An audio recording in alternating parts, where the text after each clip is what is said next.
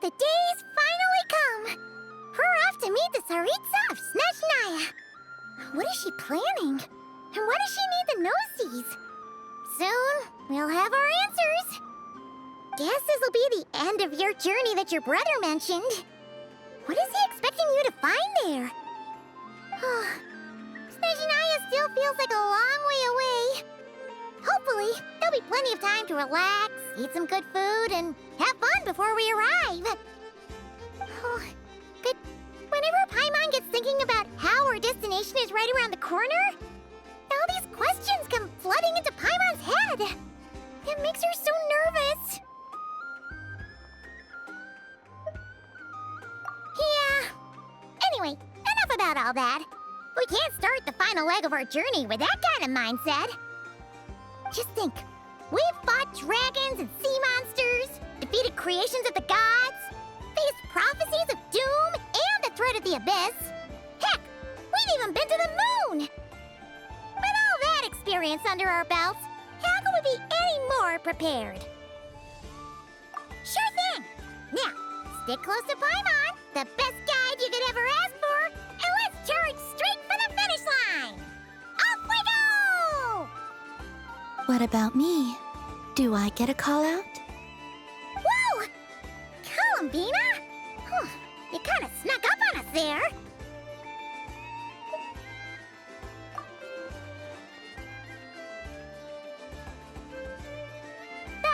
Don't look at Paimon! Paimon didn't sell you out this time.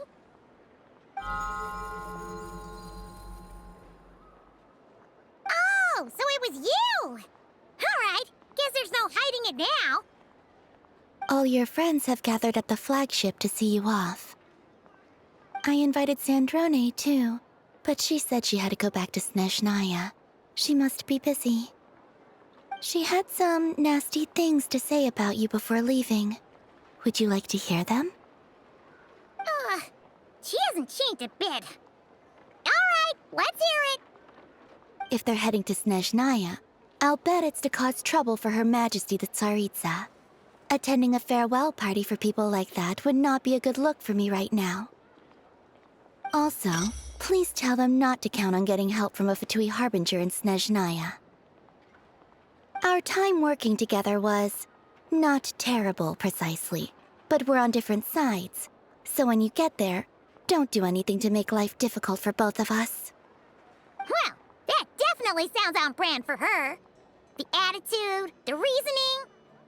All right, we'll do our best to keep our distance then. No, you've misunderstood. I think she means that she'd like you to go see her. As long as you don't make things difficult for both of you, you'll be fine. Huh. You really have to read between the lines with Sandrone. Go on, get to the flagship. Everyone should be there by now. I told Lauma that you once treated me to a truly unforgettable meal. Today, I want to return the favor. It's my gift to you. It's definitely nice to be treated, but hopefully by this point, you know that you don't owe us any favors.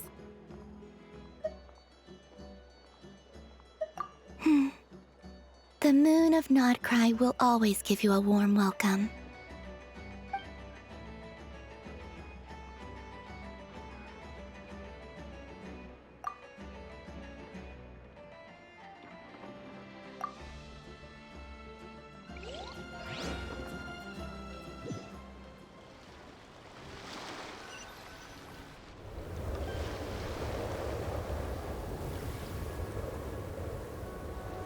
Wow! Pure white as far as the eye can see! It's so pretty! Come on, keep up!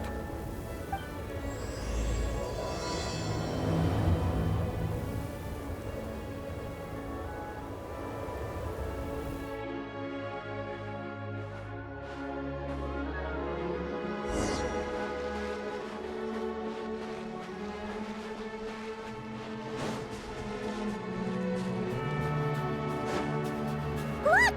They look similar to the ones in Nodcry! You know, just minus the effects of Kuvaki. That's a sure sign that we're officially in Snezhnaya now.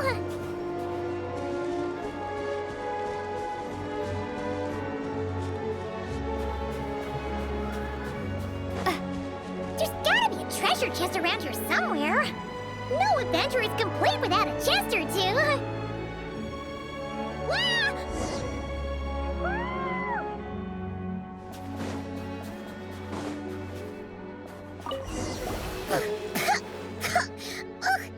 Paimon got a mouthful of snow! Ooh, it's so cold! Paimon's gonna snuggle up to you for a bit to get warm!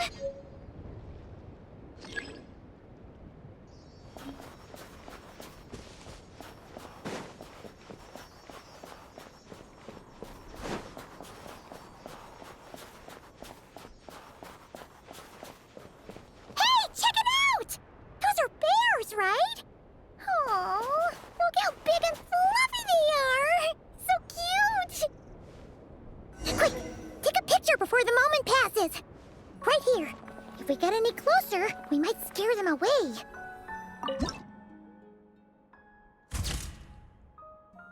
Let's see how your camera skills are these days. Oh, wait a sec. Paimon sees something! Come on, quick! It looks like a train carriage!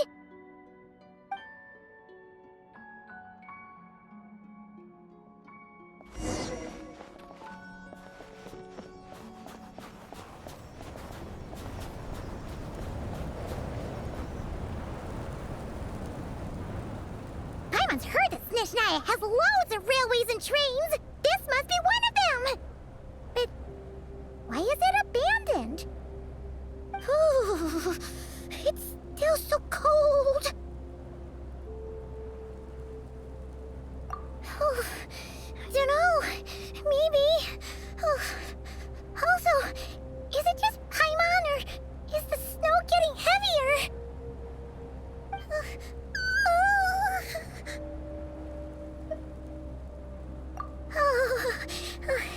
Thanks for offering, but this isn't just the weather. It's hard to describe, but Paimon feels so weird. She's never felt like this before. Everything feels heavy. Getting kinda dizzy, too. Oh, no need. Paimon's just feeling a little low on energy. That's all. It's nothing serious. Not worth ruining our travel plans over. Yep, sure thing. Snezhnaya, here we come!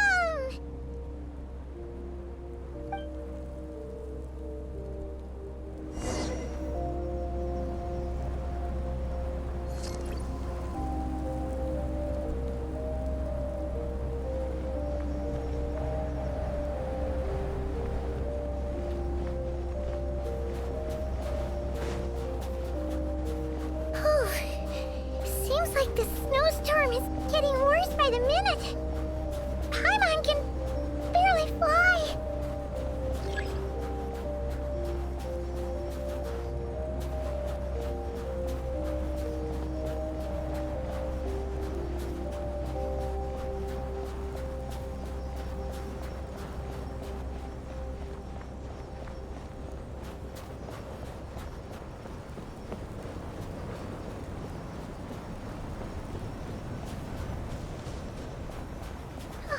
Oh, look! There's a cabin over there. Phew. Let's get out of this storm.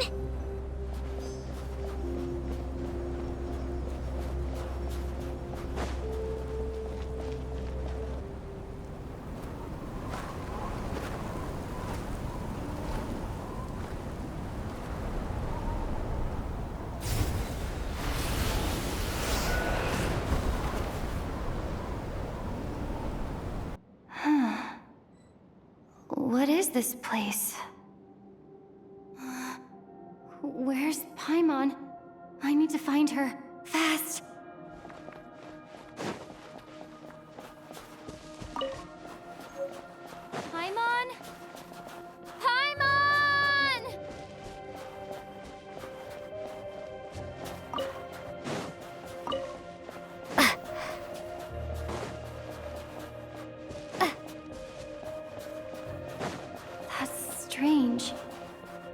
could she be? I guess I'll try further ahead. Hang in there, Paimon.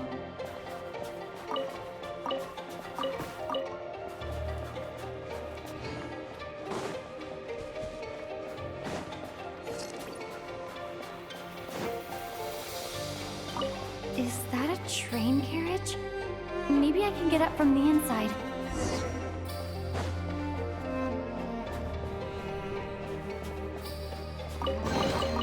I'll keep this close.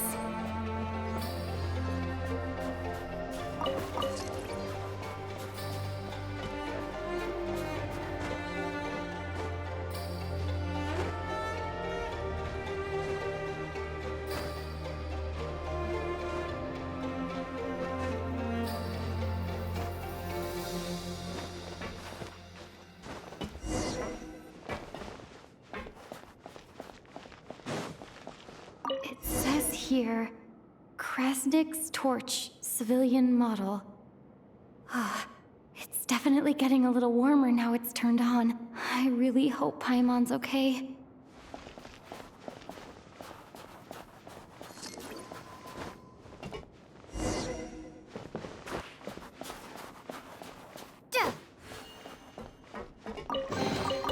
A reward on the road.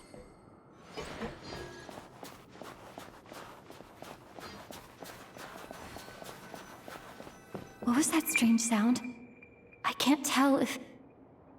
Paimon? Paimon, is that you?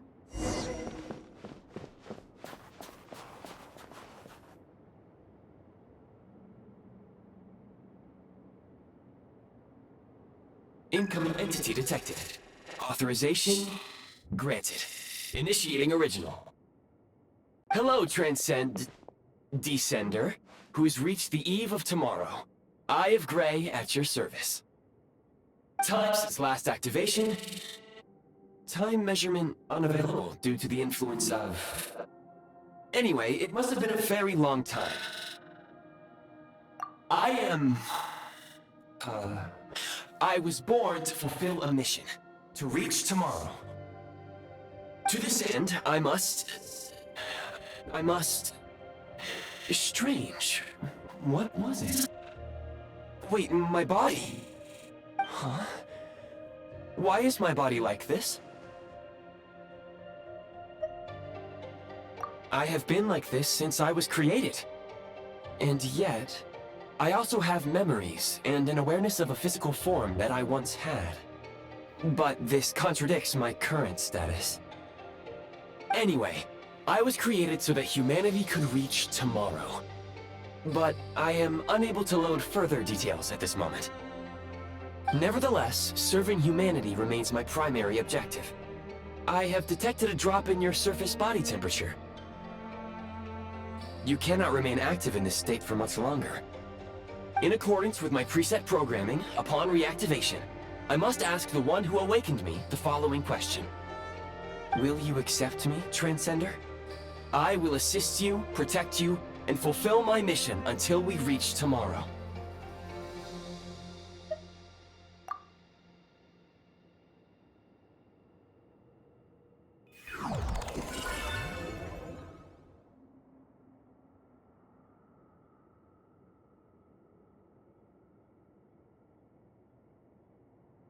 You have made a very wise decision.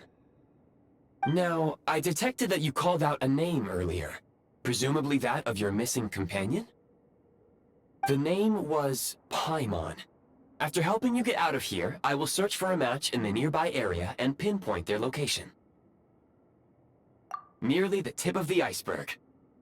Now that we have reached an accord, you will be my new user. May I ask your name? Very well. I will remember this name until the mission is complete. I need to recover my body, retrieve the power to unlock tomorrow, and help the suffering masses to reach the far shores where the empty Ark floats. I can sense my power scattered across this ice-covered land. I even have a vague sense of where it might be found. But right now, that is not essential. The key right now is you. You must survive and reunite with your companion.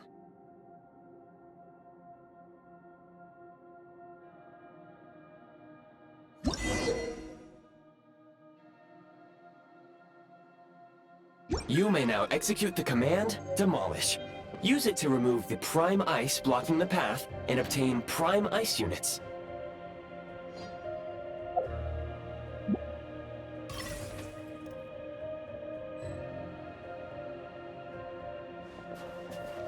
Prime ice unit count has been updated.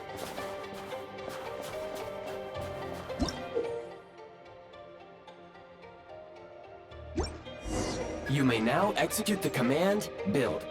Use it to create a prime ice construct to prop up the door.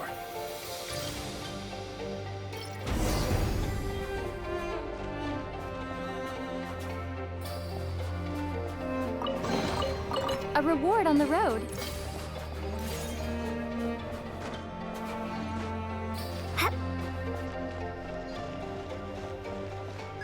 Scanning local environment. Exit has been sealed off with ice. That would not be an efficient approach. One moment. Usable construct blueprint detected nearby. You can use this to clear the solid ice ahead of you more quickly.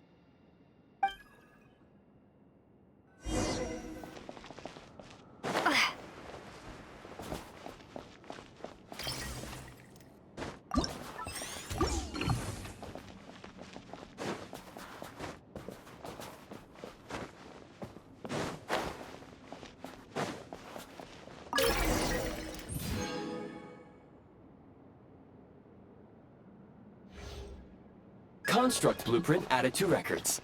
You may now execute the command, Build Heat Source. Generate a temporary heat source to rapidly melt the solid ice.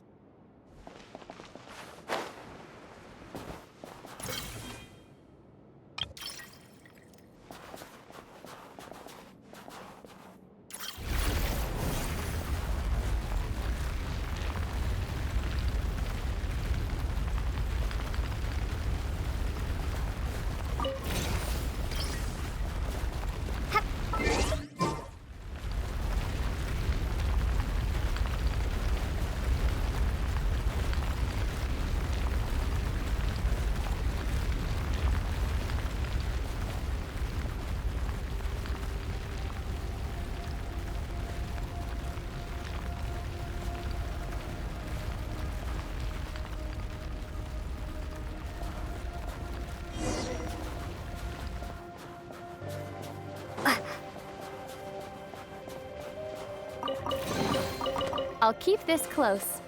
My scan indicates the path is straight ahead. I recommend we proceed.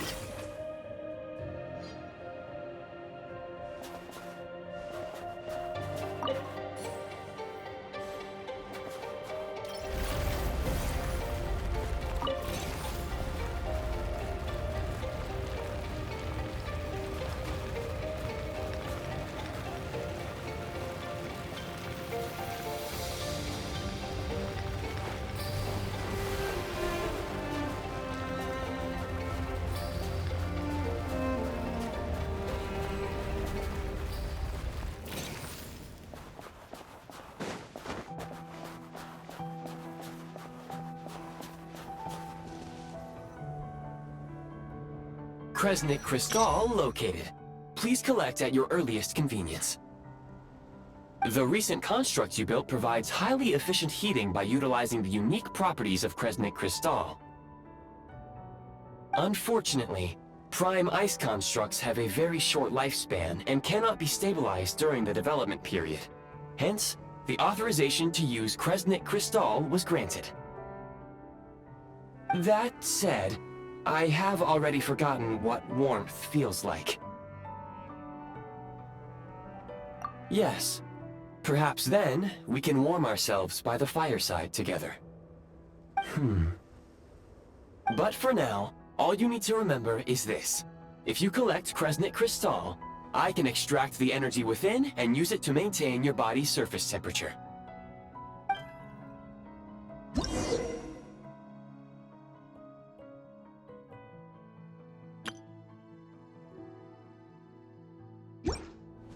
Low power.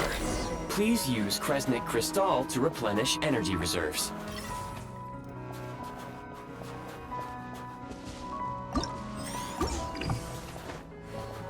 Signs of physiological activity detected in the distance.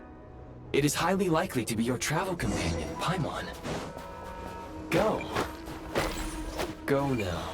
Be reunited and sing together. May all the people be united as one. May all of life rejoice in unison.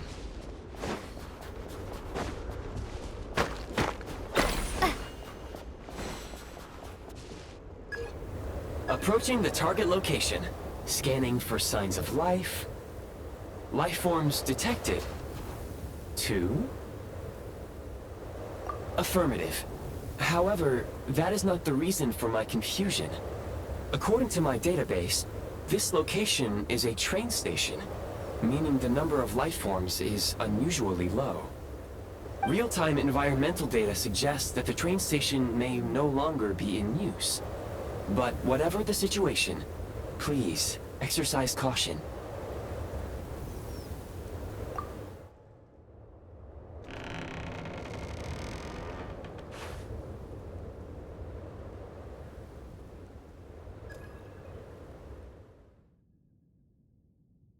Paimon!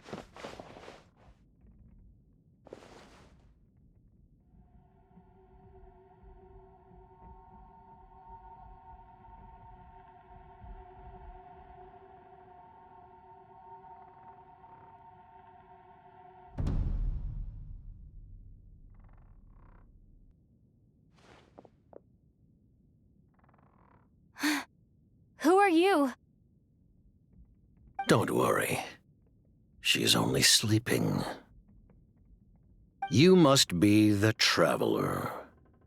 She called your name repeatedly while attempting to battle her way through the blizzard. Newcomers to Snezhnaya struggle to adapt to the sheer cold at the best of times. Lately, even the locals are suffering, with a powerful monster having summoned a bitter snowstorm. You two must be very important to one another. You should take more care not to get separated. Your eyes. Are you Conrian? There are indeed some Conrians left in this world who survived the cataclysm. But I doubt that is news to you. It would be unwise to interrogate my identity here. Focus your attention on your travel companion instead. We will meet again very soon.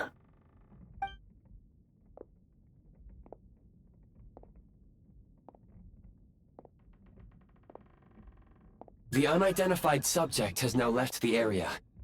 He appears to be an individual of great significance, but my search has yielded no relevant data. I will try searching the database again. Against the odds, your companion is safe and sound. The other person even left a blanket for her.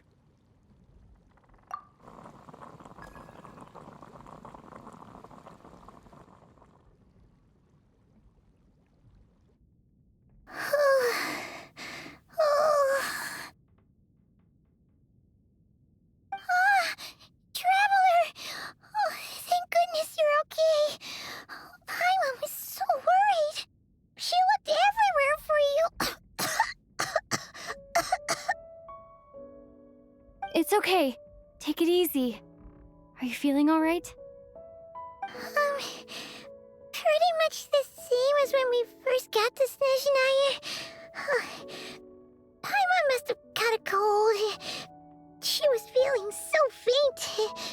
She just couldn't keep going any longer. So she had to lie down and sleep it off. Wait, where did the jester go?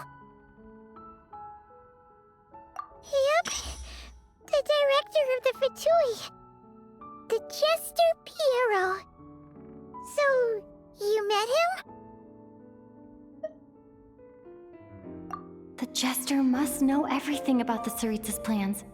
But there's no way he'd tell me just like that. We might well have ended up clashing. Well, he was right about one thing. Right now, the most important thing for me is to take care of Paimon while she's unwell. He had no intention of explaining his motives, and he left in something of a hurry. Hey! What the? Who is that? It looks like half a pair of goggles. How amazing! A self-aware, talking pair of goggles! Snezhnaya was once the land of the Fae. There are many ancient creations here that I'm sure would broaden your mind further still. Mind you, my database is also expanding as we speak. You must be a rare creature yourself. Oh, wow! Well, thank you so much. You've earned yourself some of Paimon's favorite candy. Oh, but by the looks of it, you probably can't eat that, can you? Goodwill detected. Instead of candy, perhaps I can suggest my preferred strategy. Please clean me regularly to keep me operating at peak efficiency. Oh, that makes sense. Every pair of goggles needs wiping clean once in a while. Sure thing, mister. Anyway, back to the jester for a second. Paimon's still confused about something. When he first showed up, he already knew Paimon's name. And he acted like he expected Paimon to know who he was, too. Paimon could tell that he was conning him from his eyes. And he definitely seemed like someone pretty important. But beyond that, Paimon didn't know anything about him. It was only later, after he rescued Paimon from the snow, that he properly introduced himself. That's the only reason Paimon knows he was the jester.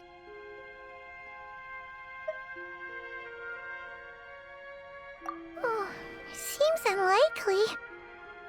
He ran into the snow following the sound of Paimon's voice, with a really anxious expression on his face.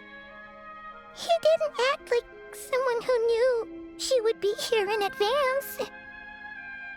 And after bringing Paimon here, he just stared out at the snow. He didn't do anything to Paimon at all. In fact, he barely said anything. Wouldn't even answer any of Paimon's questions either.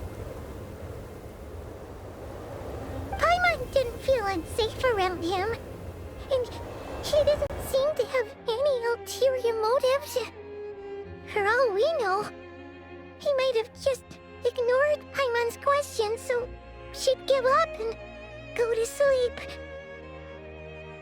Please allow me to interrupt. Fatui and director are unfamiliar terms.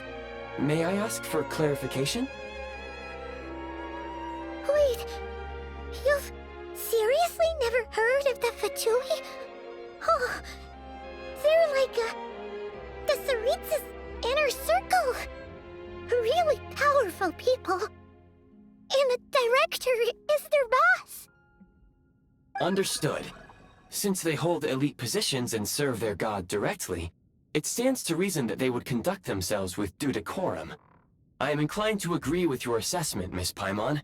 I did not detect any ill will from the gentleman in question.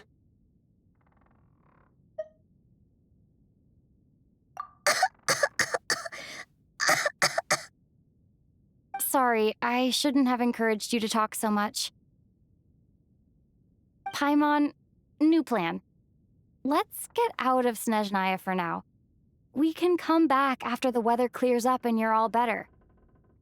The jester mentioned that this snowstorm being the work of a monster is worse than most. Even if we made it to Snezhnograd, we'd still have to wait out the storm before we could do any exploring. Oh, well, it's really nice of you to look out for Paimon, but she doesn't want to hold you back. We were really psyched up for this journey when we first set off. Just think of all the burning questions we have. If we turn back now, Who knows how long it'll take before we finally get answers? Further information is required regarding the monster situation. But objectively speaking, there is another, more pressing issue at hand. At this point, we have traveled a significant distance into the blizzard. Were we to turn back now, the road would be extremely treacherous, especially since we would need to travel on foot. If, however, we continue onward, there may be a better solution. Do you remember what I said as we neared this location? I told you that this is a train station. While it has evidently fallen into disuse for unknown reasons, the tracks remain intact. We can break through the blizzard and forge ahead by driving a train. That is the Snezhnayan way. There is a small town up ahead, which would be the perfect place for Miss Paimon to rest and recover. Paimon thinks Goggles here makes a great point.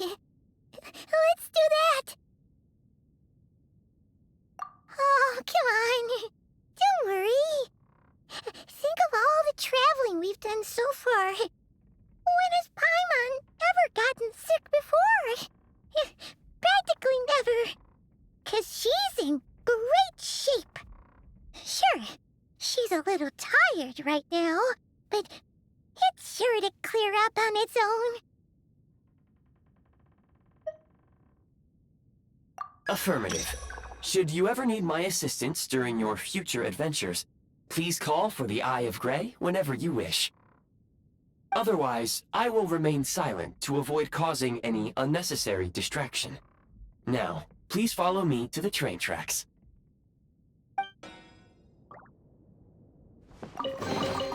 A reward on the road.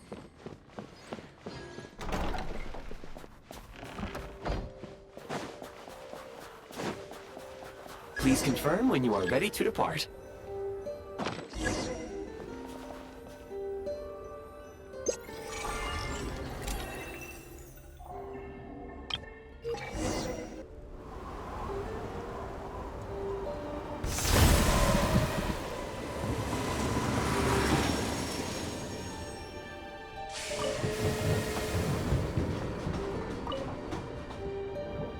Heading north from here, we will soon arrive at... Wait, there's an error message. Could not detect clear tracks.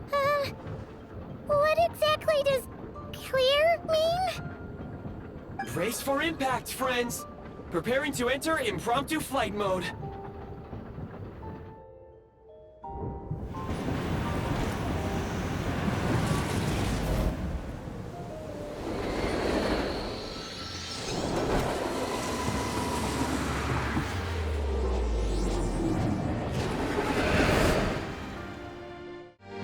How strange. Not only was the station's status different from my records, but even the railroads and the terrain itself have changed substantially. Yeah. Thanks to your quick reflexes. My sincere apologies for putting you in danger. I'm afraid I'm as confused by all this as you are. Agreed. This is likely a consequence of outdated railroad data. The discrepancies between the old data and present reality are far greater than I anticipated. Fortunately, our crash landing has at least brought us much closer to the town. According to the data, anyway. Your data had better be right this time. I can assure you, it certainly is. Please look this way, and you will see a Kresnik's torch. It seems our ill-fated train ride was a blessing in disguise. We have taken the shortest possible route. Rest assured that I will take user preferences into account next time I plan a route. Next time, I will get it right.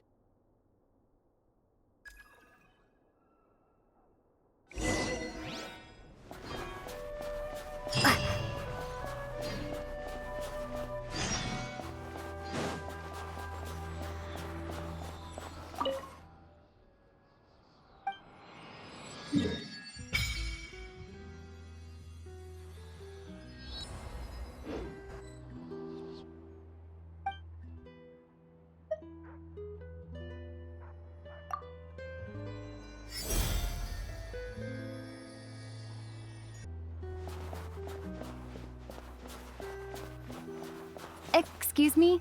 Is there an inn nearby? I'm sorry, but they've all closed.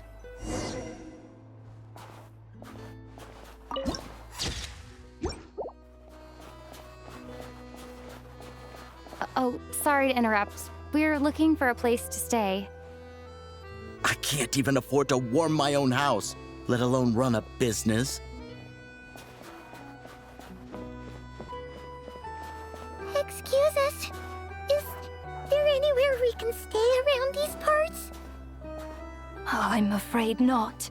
You'll have to try your luck somewhere else. All we can do is wait for the next shipment of Kresnik Crystal to get here.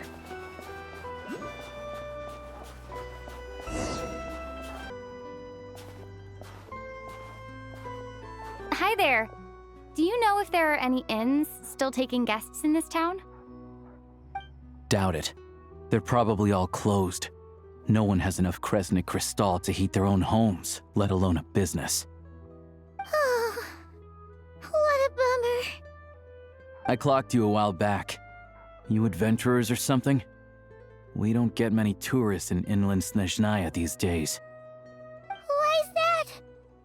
Because of the snowstorm? In part, but the bigger reason's Project Stuja. Since it's Her Majesty's will, we have to put up with it whether we like it or not. Oh, sorry. I assumed it was common knowledge by now. Basically, the Tsaritsa is planning something big. Something that requires an enormous amount of energy. Even if they used all the surplus Kresnik Crystal in Snezhnaya, it still wouldn't be enough to meet demand. So, the Vetcha passed a resolution requiring all factories and households to reduce their energy consumption. The policy has thus been charmingly named Project Stuja, meaning bitter cold. Bitter cold?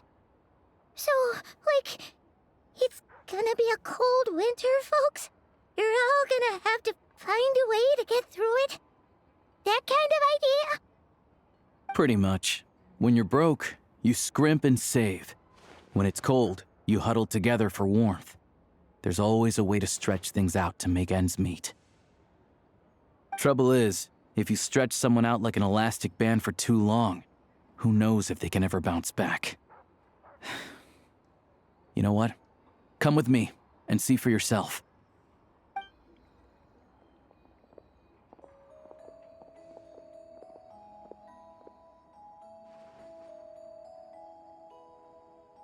Can you please explain to me why the price of Kresnik Crystal has gone up by 1/3 again?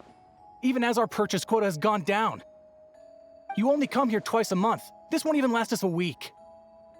The supply and pricing of Kresnik Crystal are based on current production volumes and price data. We Fatui are only responsible for delivery and security.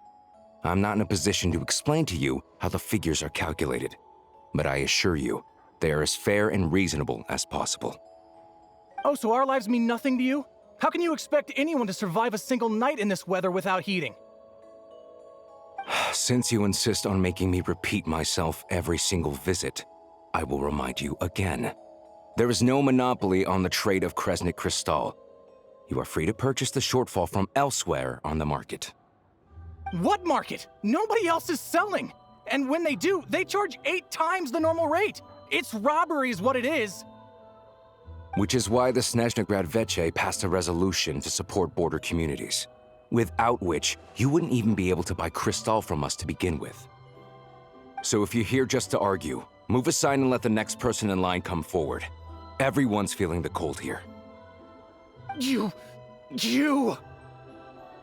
All right, everyone, let's calm down for a second. A few words, if I may. We're all subjects of Her Majesty the Tsaritsa, and I'm sure every one of us is dedicated to her great cause. We all know how cold it is, and the more it snows, the harder life gets. Everyone's struggling already. Let's not make things even more difficult for each other. But Liaison Shishkin, there's clearly something wrong with this quota. I have a family in Marepasak who tell me they can buy at least double our crystal allotment. Oh, believe you me, I had the same reaction when I first saw the numbers. Couldn't believe what I was reading. I even wrote a letter to confirm the true figures, but I'm afraid the quota really is as low as you've been advised. Still, you must understand that calculating these energy quotas is a complicated balancing act. They have to factor in population, town size, industrial application. Our top priority must be to keep the largest Kresnik's torch burning continuously. Only then can we sell the remaining crystal for household use, and in doing so, we must make sure that everyone is treated fairly. As our Fatui comrades said, they are only responsible for delivering the goods. They need to keep accurate records, and they do not have any authority to modify the rates or quotas. That's right. Our duty is to do things by the book. Tell you what, listen. I know how anxious and upset everyone is. As a matter of fact, I was just discussing it with the mayor. What we can do is open the lower combustion chamber of the Kresnik's torch to the public. You can come to me directly to register, and I will allocate time slots accordingly. I can't guarantee there'll be ample energy for household use, but we can at least make sure you'll be able to boil water and cook food each day. Let's hang in there and make this work together. All right? Fine. I don't see any alternative. So, this is Project Studia in action, huh? Oh, no wonder nothing's open for business. People are barely getting by. You were looking for an inn, right? For your, Fae friend? Oh, Paimon's not a fae. Just Paimon. She must have caught a cold or something. We only just got to Snezhnaya, and we're still getting used to the climate. I have a small place in Stratomaros. I don't stay there very often, though, so it's pretty basic. But if you're not picky, you're welcome to rest there for now. It's not much, but I've got blankets and a warm fire. Are you sure? Oh, that's really kind of you. All right, then. This way.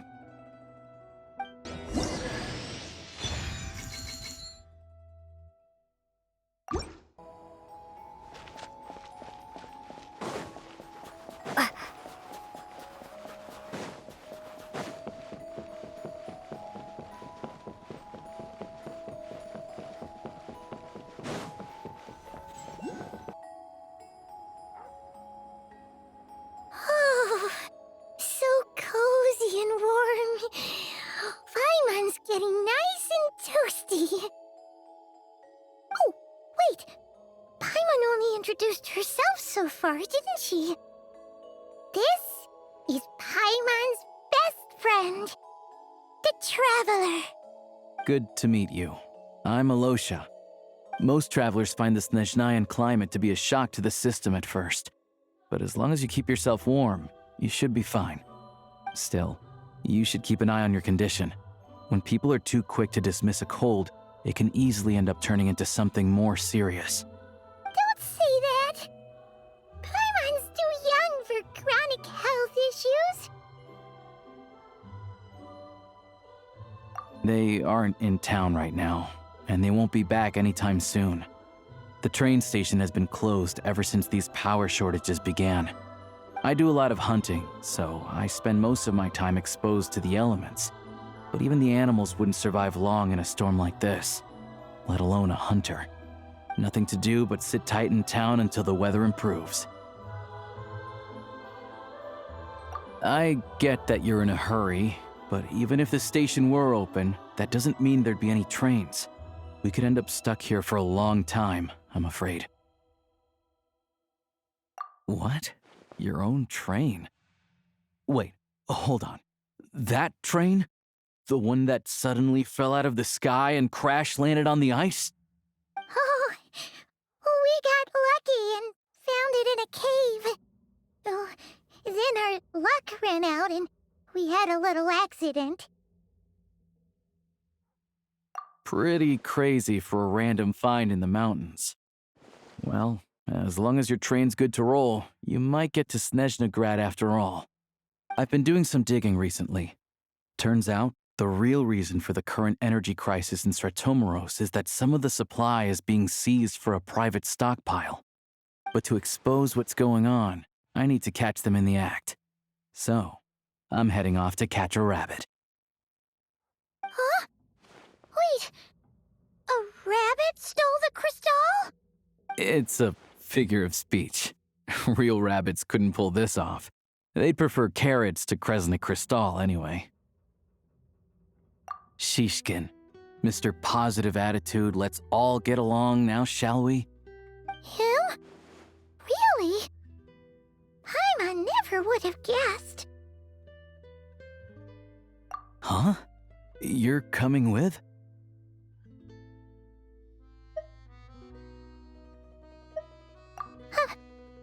Oh, okay then. Just give Paimon a second to get ready. Alright. Guess there's no point pushing myself. Paimon will stay here and hold the fort then. Be careful, you two. Oh yeah, there's one more introduction to do. Tagarin, get in here. Oh, a doggy. Oh, angry doggy.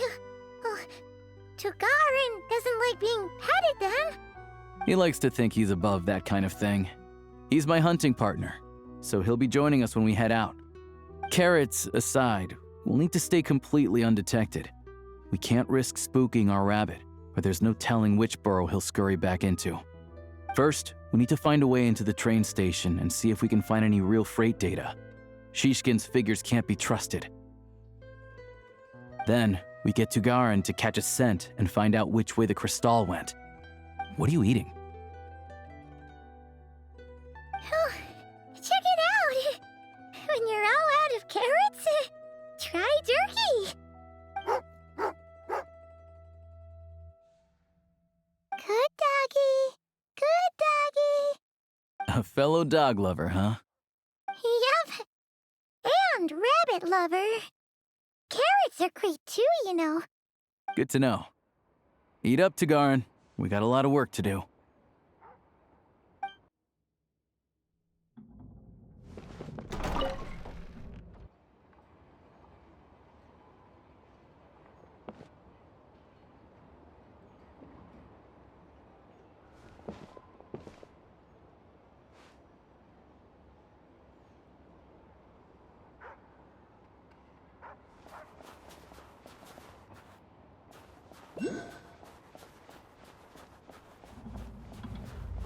Wait.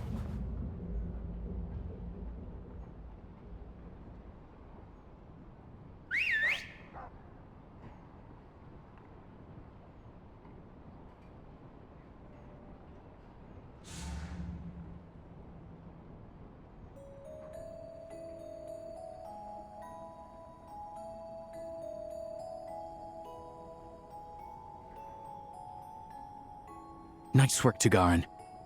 Come on, we'll go around.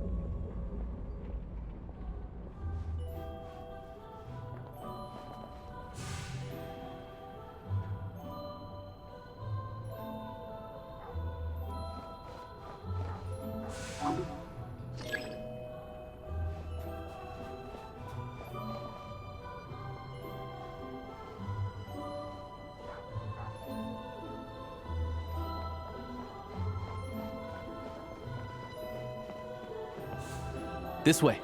We'll enter from the upper floor.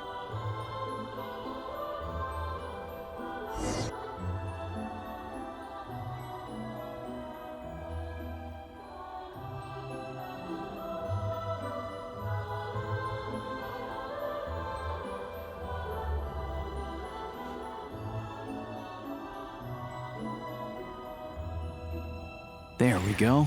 A freight list. Straight from the Fatui. So Shishkin won't have had the chance to doctor the figures. Looks as new as the day it was printed. I guess no one bothers reading these unless they have ulterior motives. Yeah, this is all we need.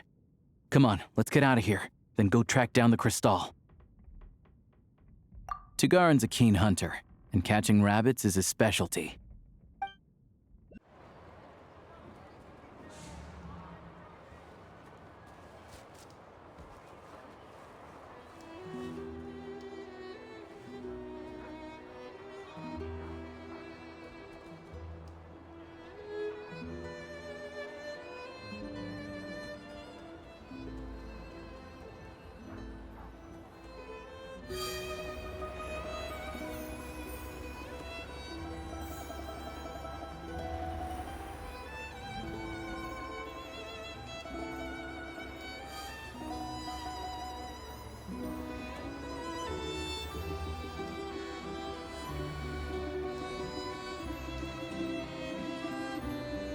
Anywhere there's a stove, there'll be the scent of Crystal. That's normal.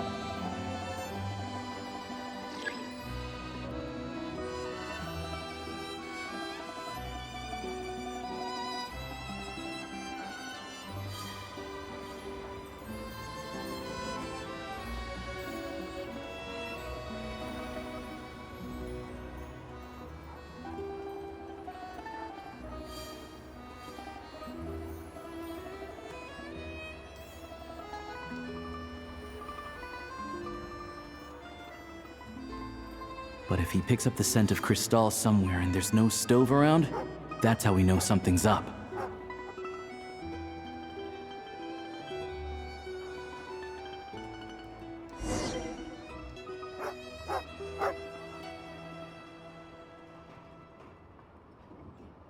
This must be the rabbit's warren. Good job, boy. Sure enough, there's a tunnel. You stay here and keep watch. I'm gonna take a look inside.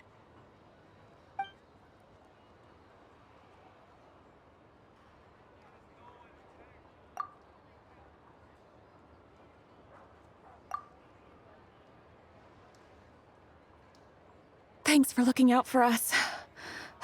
Things are getting tougher by the day. No need to thank me. It's my pleasure. Sure as Her Majesty the Tsaritsa watching over us, every sacrifice will be worthwhile. Let's grit our teeth until the blizzard passes. These days of hardship will be over soon. Maybe for everyone else, Liaison Shishkin. But for you, the hard times have only just begun.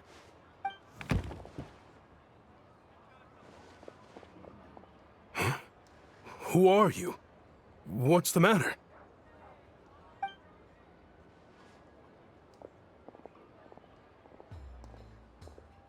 I just had a question for you. Why, when times are as tough as this, would someone hoard more Kresnik Crystal than they could ever use? All the crates here are from the most recent shipment, but they weren't brought here for sale. Instead, they were secretly stashed away. Would you be able to shed any light on the situation, Mr. Shishkin? Me? Why, I have no idea.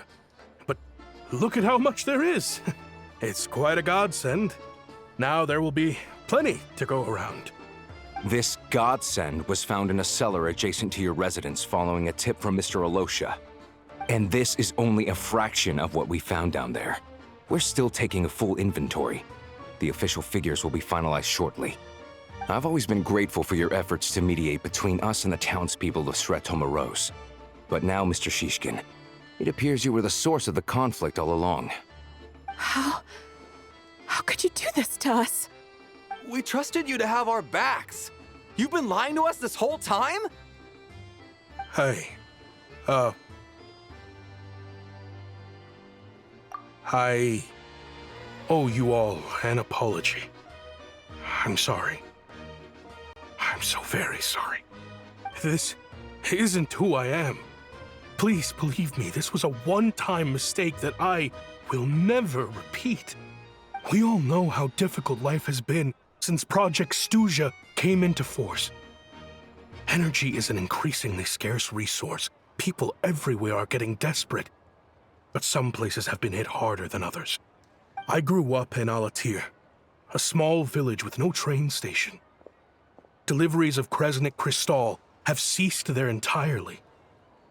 If nothing is done, they're all going to freeze to death. You know as well as I do how downright impossible it is to buy Crystal these days. The thought of my poor mother and father, with no one to help them, I felt so afraid. I watched as energy grew scarcer by the week, all the while knowing that their lives were at risk. Then one day, I looked at the Crystal shipment in front of me, and a terrible, selfish thought entered my mind. Looks like I'm just not cut out to be a criminal. I'm so sorry. Once the Fatui have finished their count, you'll see that the numbers match their waybill.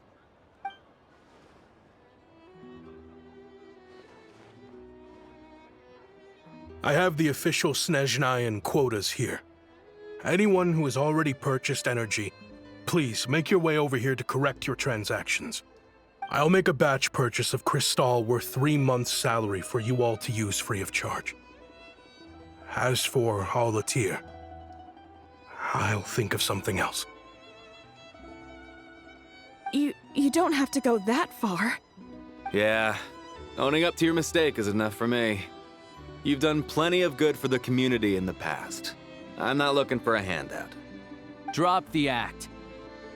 You claim this was a one-time mistake, but the real reason there's only one shipment's worth of stolen Crystal in your basement is that you have an accomplice. Reporting in, sir. We've conducted a full search of the mayor's house. As expected, we found many crates full of Crystal, half of which were still in their original shipping containers. This wasn't your first time at all.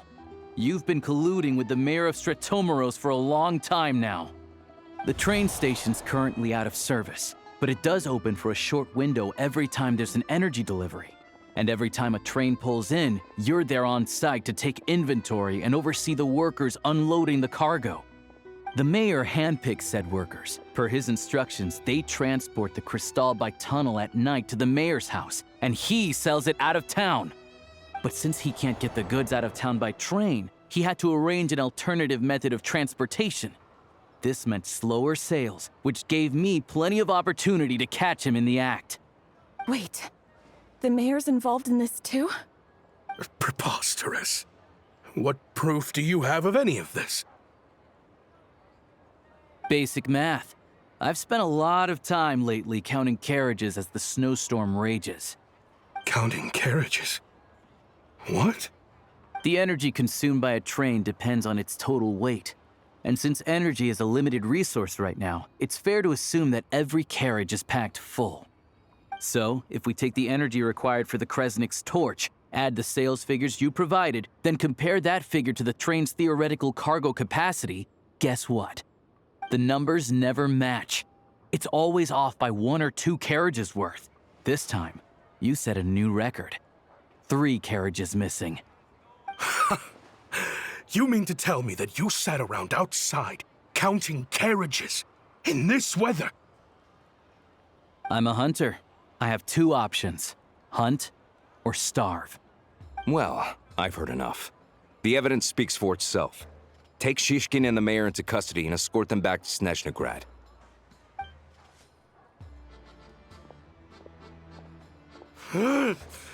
You cocky little brat! Ruining my business! Just you wait.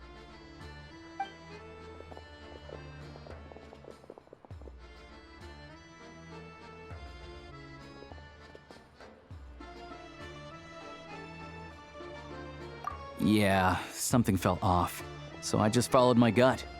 Math, isn't my strong suit, though. I'm lucky my dad made me learn enough to get by, but all this number crunching was a million times harder than the aim and fire work I'm used to.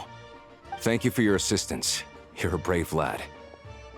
Shishkin was quite the cunning criminal, as I'm sure you can tell.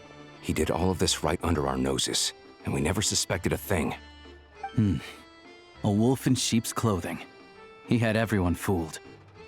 Even with that sob story he fed us. He was probably trying to keep the mayor out of it, not just mask his own motives. Without the compelling case you put together, even I might have fallen for it. Alosha, was it? Tell me, are you really a hunter? We can go find some wild animals if you want. I'll fire off a couple of shots, and you'll see whether I'm the real deal. I didn't mean to cast suspicion on your identity. It's just... well, I'm sure you've heard of the Rokot. Recently, they've been recruiting people with your kind of talent. They hide in plain sight under false identities, working against Project Stuja, sometimes directly opposing the Tsaritsa herself. They aren't a violent organization, and their goal is to improve the lives of the common folk, but still, as a member of the Fatui, I wouldn't be doing my job if I didn't keep tabs on them. First I've heard of this. I don't really keep up with what goes on in the city. All I know is, people who don't mind their own business in the city end up paranoid about everything. As for me, I just couldn't stand Shishkin. I'm from Alatir myself, and I can tell you, nobody's lived there in years. Why would an abandoned village need Crystal?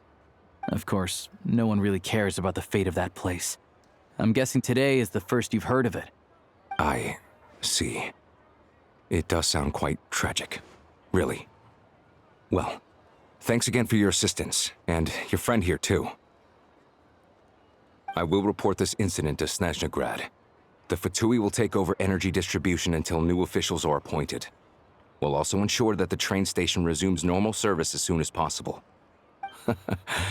Looks like it's my turn to brush up on math now. I never liked it as a kid either.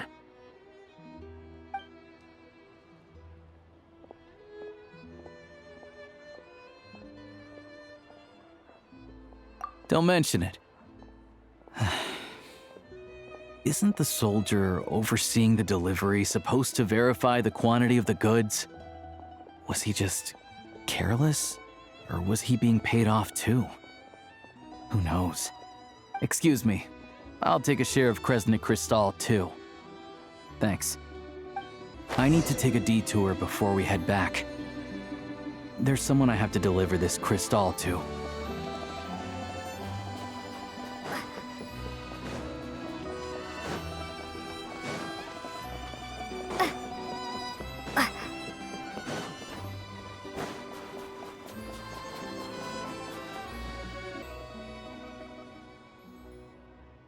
Hang tight for a moment.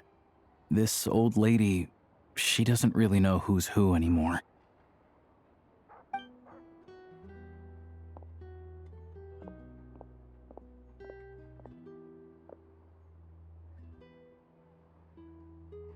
Oh, grandson.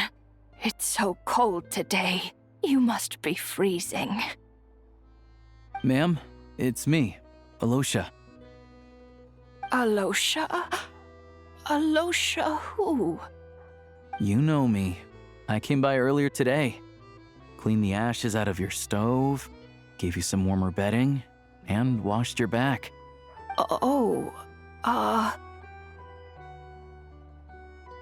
I'm sorry, I don't remember. Now, how often do I get to see my grandson? Come on, take a seat and relax while I fix you something to eat. It's okay. You just rest. I'm fine. Oh, you. It's nice to come and visit your old granny once in a while, isn't it? Sretomaros's a good town. All sorts of things to do and people to meet. And the local officials are good to us. Sit down, come on, take a seat. I still have some fruit left. Let me get it for you.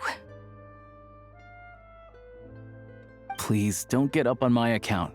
You need to rest. Where's the fruit? Right under the basket by the door. Or maybe it was on the bedside cabinet.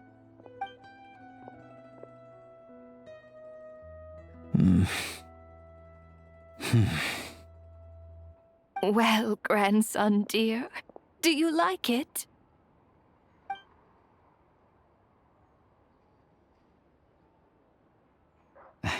Very much, ma'am.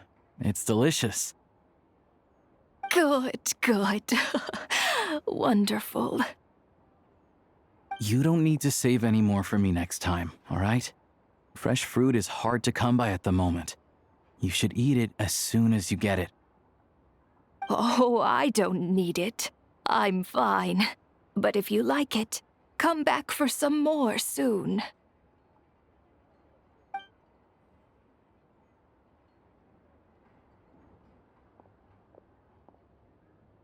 Some kind soul must have given these to her. But she always saves the nicer things for special occasions. I met her at the market back before her health began declining. She was a lovely old lady. We're from the same hometown. Not many people have heard of Alatir, and if they have, it's usually for all the wrong reasons.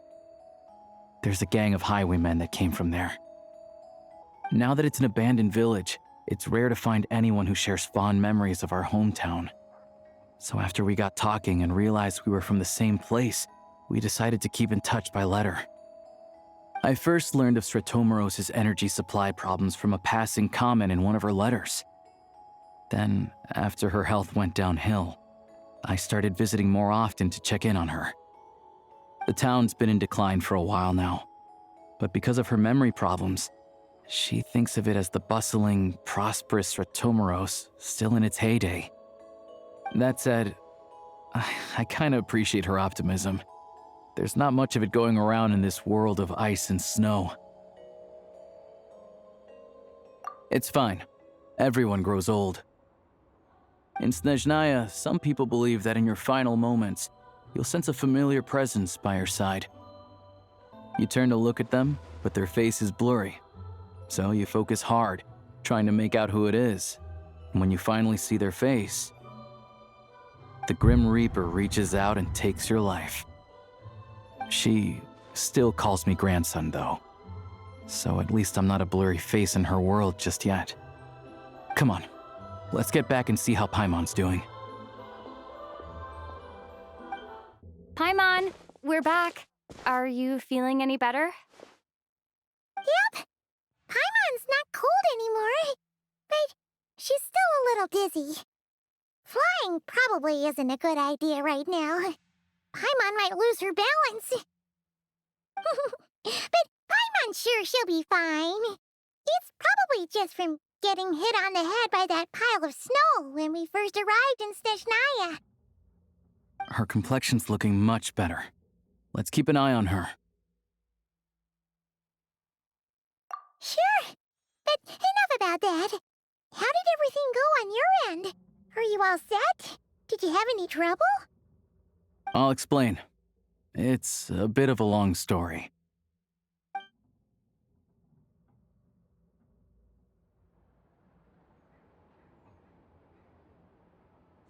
Jeez, you guys got pretty busy. Sounds like the liaison officer and the mayor were running quite an operation. Good riddance to both of them. It's a good thing you managed to catch them. So, you said the train station will open again soon, right? And everyone has enough crystal now? Yeah. Well, enough to survive at least. Project Stuja isn't going away anytime soon. People will still have to scrimp and save to make ends meet. Don't know. The goal of Project Stuja is to gather energy for the Tsaritsa, but no one knows where that energy's going. It's never been made public. The thing is, we were told that the project would only last for 6 months, but time and time again, they keep extending it. Extending it? Does that mean the Tsaritsa's plan isn't going very smoothly? That's what everyone suspects. In principle, any proposed extension needs to pass by majority vote in the Snezhna Grad Veche. But even though opposition has been growing, any detractors end up caving in to political pressure from the rooster, Pulcinella. He's the chair of the Snezhnograd Veche and a key figure in the voting process. He has the backing of many powerful and influential people. How come the Fatui are picking on ordinary people even here in Snezhnaya? I don't see it like that. Fundamentally, the Fatui will always think and act in the Tsaritsa's interests. But that doesn't mean they don't care about the plight of the common folk. The only reason Sratomiro still receives Crystal shipments is because of a relief proposal put forward by the Rooster himself. Then there's the Fatui soldiers providing support in every corner of the nation. Even the Northland Bank provided some mora for disaster relief, and they're as conservative and indifferent as they come. It's just that the rich and powerful in their fancy palaces live in a completely different world from us. There's always going to be some conflict when those worlds collide. Yeah, well, even though we all believe in Her Majesty the Tsaritsa, there are still many differences of opinion on how best to tackle the big issues of the day. Regular folk don't have an easy way of getting their voices heard in Snezhnograd, while the rich and powerful are either unwilling or afraid to speak out for all sorts of complicated reasons. The Rokad provides the disaffected with false identities and an outlet to vent their frustrations. Of course, an organization like that exists in a gray area. The moment the Veche think they've crossed a line, there's sure to be a crackdown. But so far, they've been doing their best to help the common folk. Like us, don't you mean? You didn't hesitate to join in. You're not new to this, I can tell. That's because we're adventurers. It's our job to help people out with commissions and get to the bottom of things. Sounds like we're going to get along. So, what's your business in Snezhnograd? Aside from taking your friend to see a doctor, of course. I want to meet the Tsaritsa. It's complicated. I've had run-ins with many of the Harbingers along the way, and I really need to know what the Tsaritsa is up to. Her ultimate goal, what the Gnosis mean in all of this. Since I've made it this far in my journey, I have to find the truth, whatever it takes. Wait, so... no way. Are you who I think you are? Sounds like you've heard of us then. We're getting more famous by the day. I didn't realize I was in the company of giants. Honestly, we're all as curious as you are about what the Tsaritsa's planning, and why it has to involve us freezing to death in the snow. But getting in the same room as her won't be easy. The common folk aren't permitted to meet her at the best of times, and right now, she's probably not even in Snezhnograd. Word is, she's heading east on a campaign to slay a monster. Yeah, so you've heard of it. A wild, unpredictable monster with the power to summon snowstorms. It also absorbs everything around it into its body, so it's growing constantly. Now, it's so big that the Tsaritsa has deemed it the #1 threat. Luckily, as it grew, it became increasingly less mobile, so it doesn't pose an immediate threat to this town or to Snezhnograd.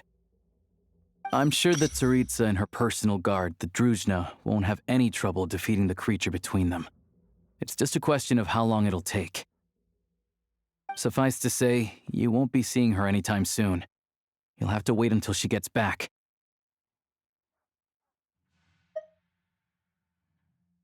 Fair. Well, the Fatui will be taking over management of the train station for the time being. Things should be up and running by tomorrow. Once it's open, we can see about getting your train towed to the station. Whoa! That's gotta take a lot of manpower. Are you sure we can talk them into it? The Fatui aren't exactly spotless in this whole mess. Plus, we helped them out. Should be easy enough to negotiate. As far as I know, all the paperwork is dealt with upon manufacture. I've never seen anyone check it, so I wouldn't worry. Having a train makes everything much easier. We'll reach Snezhnegrad in no time. I need to head there myself anyway. Got some game to trade for Mora. I know a good doctor in the city. I'll introduce you when we get there. Oh, thanks so much. Let's get a good night's sleep ahead of our big trip tomorrow.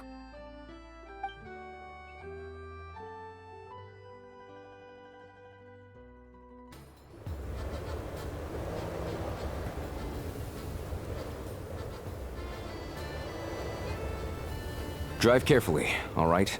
You don't want to end up in this situation again. Also, I don't think I've seen a train like this before. Is it a new model or something? Not a fan of small talk, are you? Anyway, take this. It's an up-to-date map of the Snezhnayan rail network. All the track switching is automated, so as long as the train's moving, you don't need to worry about collisions or anything. We'll leave you to examine the train's conditions yourselves. Fingers crossed nothing's broken. I doubt Sratomaros has any engineers with experience working on this model. Shouldn't be a problem. Thanks for everything. All right then. Have a safe journey. And make sure to check everything's working before you set off.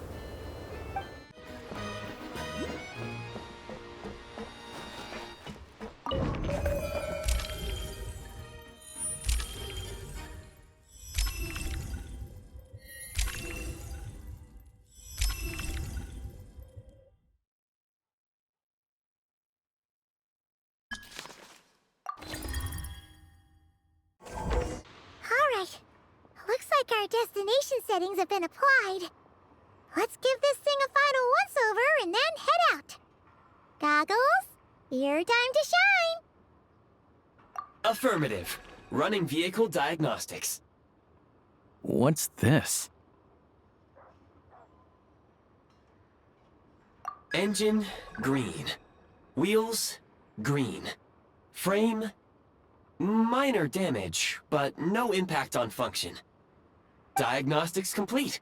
All systems nominal. Neat! Huh. Paimon still can't get over the fact that you just found this tech lying around in a random cave. I've lived in Snezhnaya my whole life, and I've never heard of an interactive, talking train autopilot.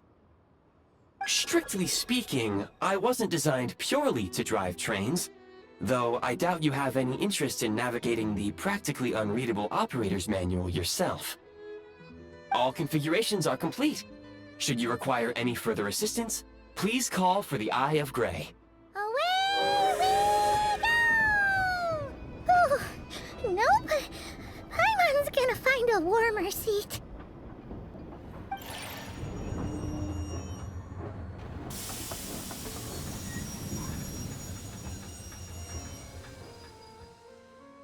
Huh? What's going on?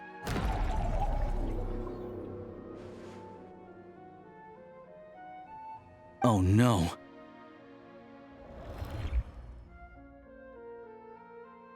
Oh, what is this place? Traveler, are you okay? Paimon's still airborne, but it feels like swimming through thick, gloopy water. Ugh, that's horrible. Just our luck. Of all the things that could have gone wrong. Halosha, you're Snezhnayan, right? Any idea what the heck this place is? It's called the Shadow Realm. A place where no wind blows, no light shines, and no elemental energy flows. Even time itself doesn't exist here. It's a world where everything seems to come to a standstill. I've only seen it a few times before, and this is my first time inside. It's a dangerous place. Most people who get sucked into the Shadow Realm are never seen again. And the few who do make it back, they're never quite the same. Huh? Then what the heck do we do now? Oh, maybe Goggles knows something. Goggles? Great! Now we're done for! Hold it together. Let's not get ahead of ourselves. I heard a story once about the world of shadows. If it's true, there's a way to escape. We just need to find the exit. Come on, let's explore.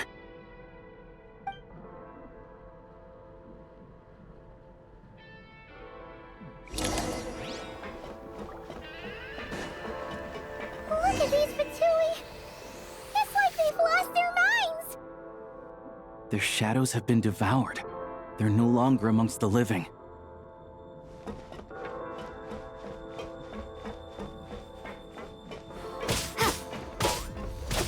I can't channel elemental energy here, but I have a few gadgets that still work.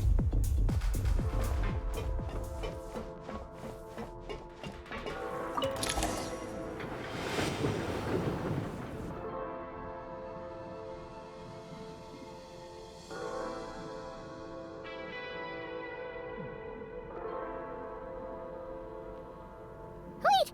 What's that blue thing? Is that... goggles? Guess we'd better find a way over.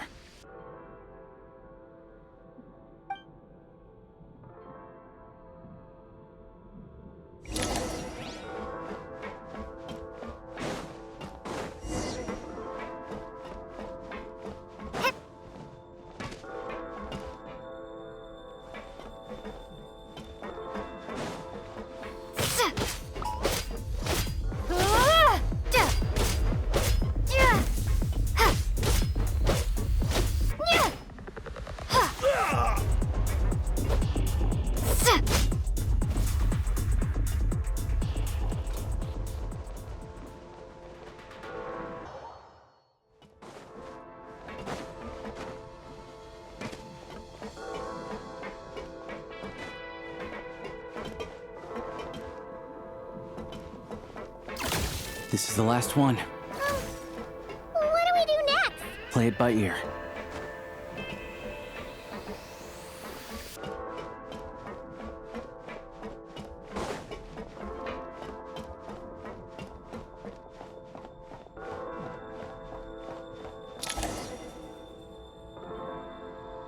Goggles! Hello. I am glad to see the three of you safe and sound. For now, at least. But things aren't looking too good. Correct. We are now inside what is known as the Shadow Realm, the darkest space in the shell, where even the Most High is loath to cast its gaze. Time and space hold no meaning here. It intersects with the world of the Light Realm only rarely, like an air bubble that rises to the water's surface. We must leave this place before it sinks back down into the depths once more. Sounds like you have a plan. Yes. In fact, the very purpose of my creation was likely to... from the Shadow Realm. It appears that key data is currently inaccessible, but now is not the time to resolve that problem. I have marked the exit to the Shadow Realm for your convenience. In addition, I have prepared some equipment to aid you as you traverse the Shadow Realm, Traveler. It may well be one of my core functions. Scan complete. Construction in progress. Activation code? We once peered into the past from the ruins of the shadows. This is what remains of the Golden City, Hyperborea.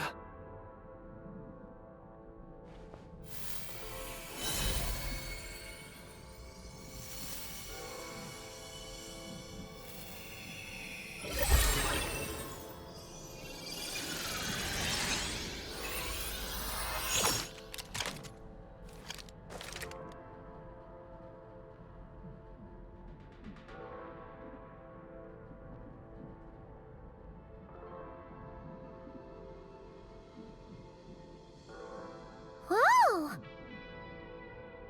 Now go. Arm yourselves with weapons of the spirit. Bring down the walls of the stronghold, and extinguish the flaming arrows of the wicked. Is this a gun? In the Shadow Realm, where humans cannot channel the elements, there once was one who, after much research and many attempts, found this to be the most effective means of attack. Let's go. We don't have much time.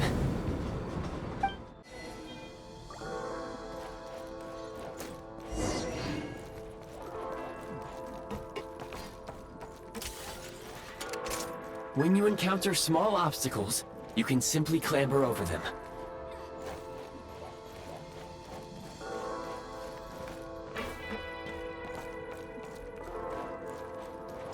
You can slide to navigate through low, narrow tunnels.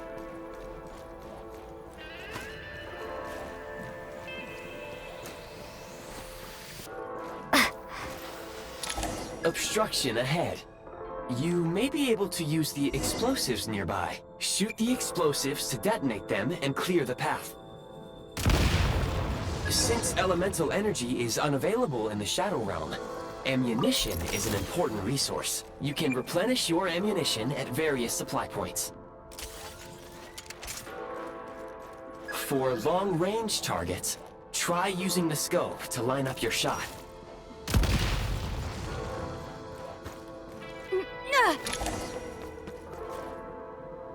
Many hostile units approaching. I suggest a new strategy. Take cover and pick them off one by one. The advantage is ours! Charge!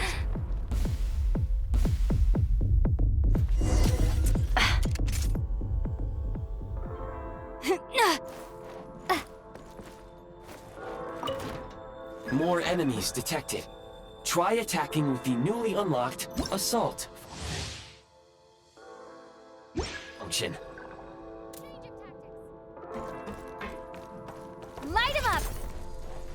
It's over. Where's the...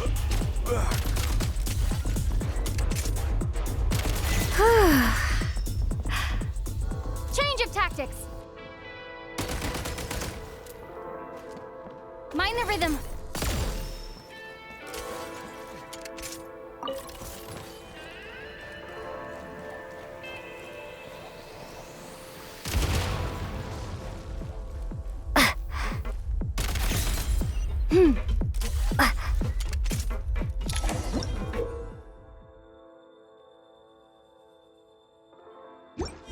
Aim at the freeze mark and pull the trigger to move using the rope.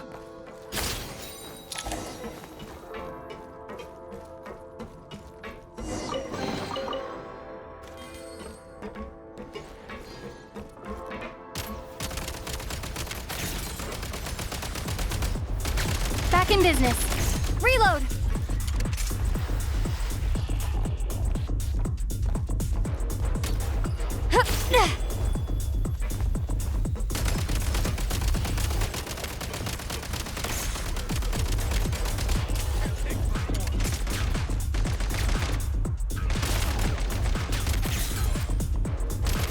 Some supply points can restore a small amount of stamina. Press on.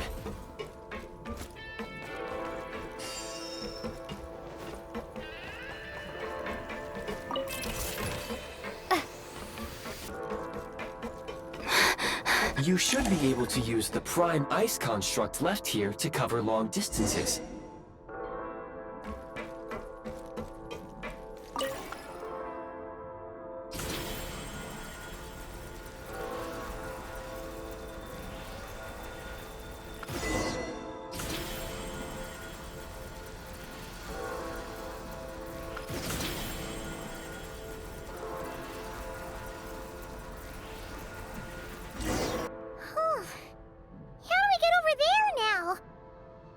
I recommend using this grappling gun.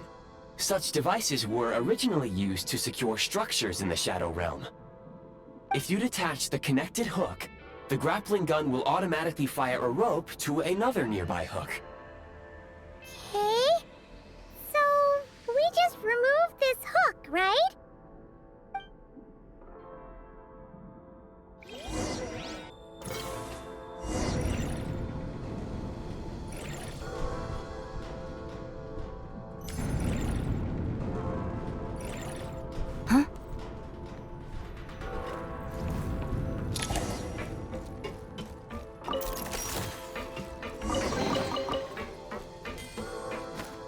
Time to catch my breath.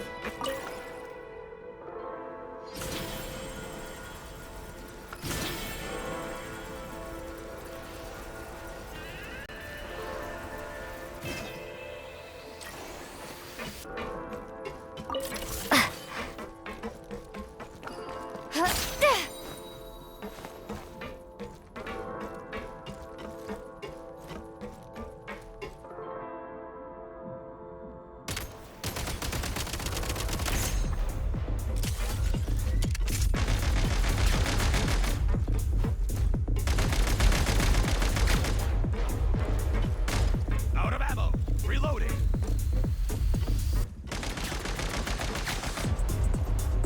Sprint at the prime ice launcher to reach high places with ease.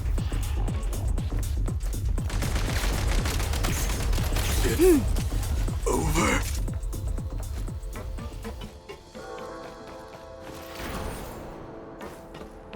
Time to catch my breath. Where's the... Over. Usable munitions detected. Frag crystal.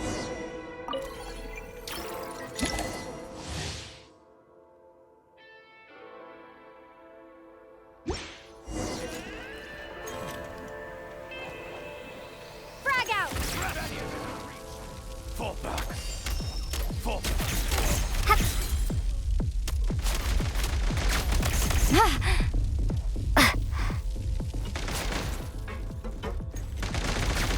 Frag out!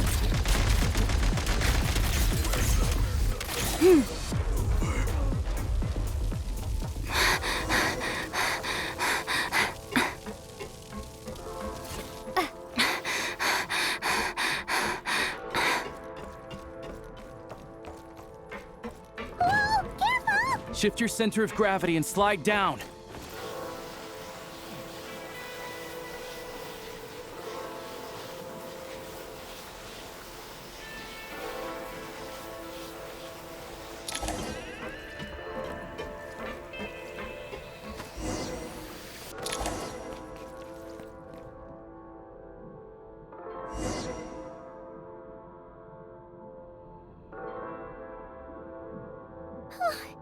How much longer is this gonna take? The exit is right ahead. We are very close now. However... It's like they're trying to keep us trapped here. That platform and the carriages are swarming with undead Fatui. Guess we gotta storm through.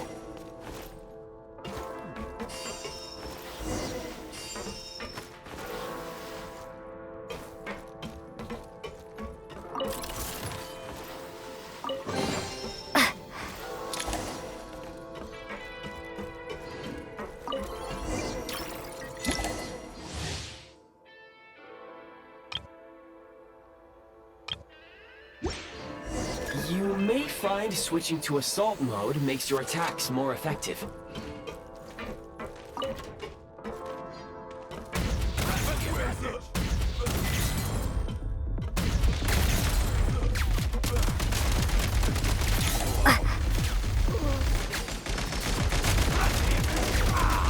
Where are you? Out of ammo. Where's the...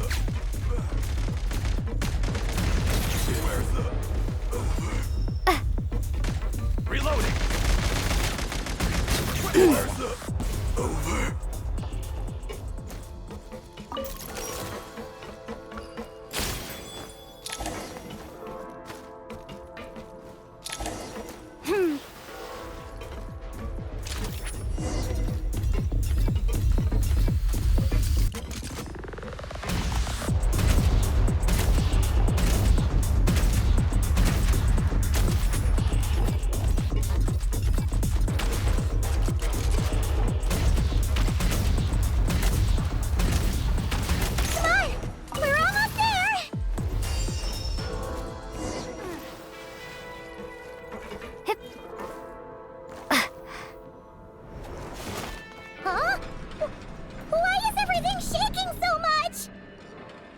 Looks like the Shadow Realm is about to sink back down into the depths.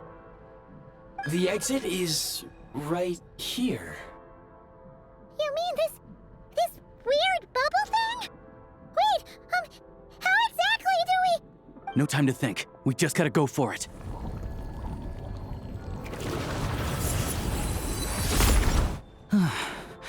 Looks like I was right.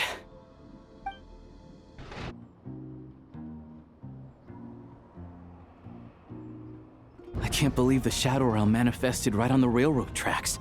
It's almost unheard of. Lucky we made it out. All thanks to you and that awesome gun. Ah, so you have heard of the Golden City before? Yeah, it came up a whole bunch in Nokrai. You're a pretty neat surprise in that sense, aren't you, Goggles? We had no idea they left cool gadgets like you behind. Make no mistake, it was a team effort. For a first-time firearm user, your performance was quite outstanding, far beyond my expectations. As Alosha said, it is highly unusual for the Shadow Realm to manifest in a place like this, but we should still watch out for similar dangers ahead. Oh, let's hope not. If anything else goes wrong with this trip, Paimon's gonna have train trauma for life. The Shadow Realm can appear anywhere, not just on the railroad. I am simply advising that we take sensible precautions. Now, if you wish to further calibrate and upgrade your firearm, you may do so over there, provided you have the necessary components. Please take a moment to catch your breath while I repair the body of the train. Amongst other things, this will ensure Paimon is a little warmer while on board. Oh, thanks, Goggles. You're a trusty train conductor. Well, maybe trusty isn't quite the right word, considering. Anyway, at least you get the job done. Yes, of course. And just like the Eye of Grey, I am sure it will be a great asset to you in your future adventures. If not the trustiest, then it will at least get the job done. Let's get some fresh air while the Eye of Grey fixes the train. Yeah, sure. Paimon wants to forget all about the Shadow Realm. It was so creepy in there. Stretching her legs might help take her mind off things.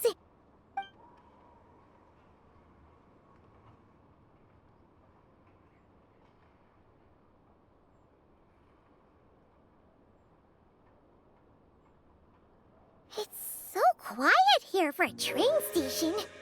Not a person in sight. Just abandoned houses.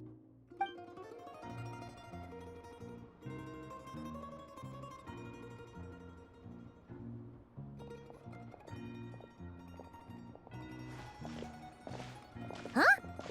So much for repair. You've swapped our train out for a whole new model. My plan was to restore the train to its original appearance per my records as quickly as possible. Now that the repairs are complete, the train offers optimized performance and a significantly improved trendiness level. Huh. Didn't know trendiness was a parameter. According to my calculations, perimeterization is the most effective way for the Eye of Grey to understand trendiness. Hyperborea, huh? I'm sure I've heard of that in a story somewhere. What an incredible little gadget you are.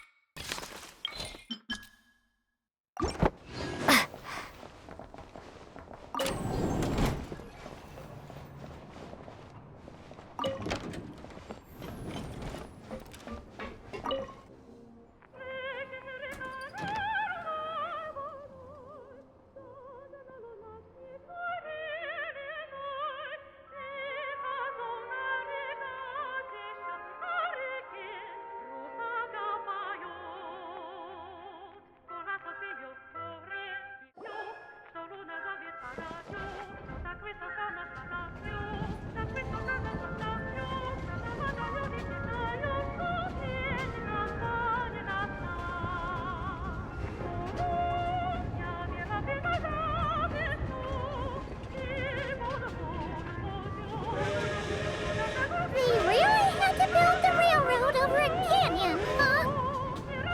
You might want to avoid looking down if you're afraid of heights. No, it's not that. Paimon's just praying that we don't have yet another accident.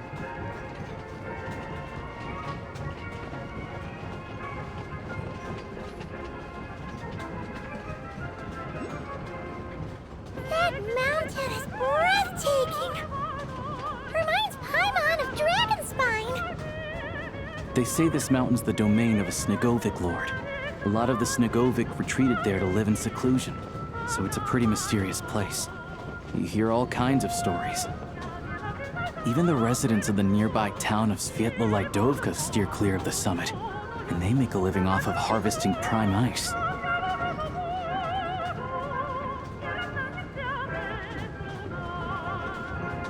Look, Snezhnograd's just up ahead.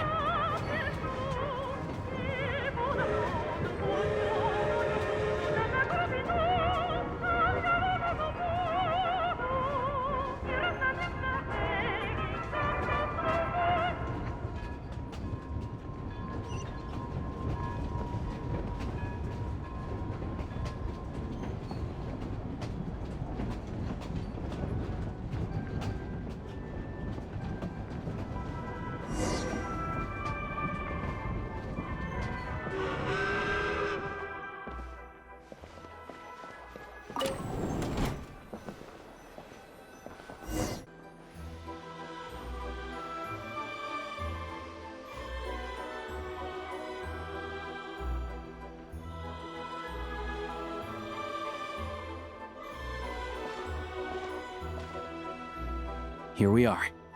Welcome to Snezhnograd train station, the biggest transport hub in the nation. Wow! It's so majestic! Just flying from one side to the other would probably leave Paimon out of breath! It's built for maximum efficiency, but yes, transferring trains here can be a little tiring.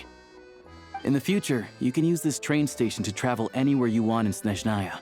For now, though, come with me. Let's get Paimon checked out. This way. There's a lift car that goes straight to Sapoliarny.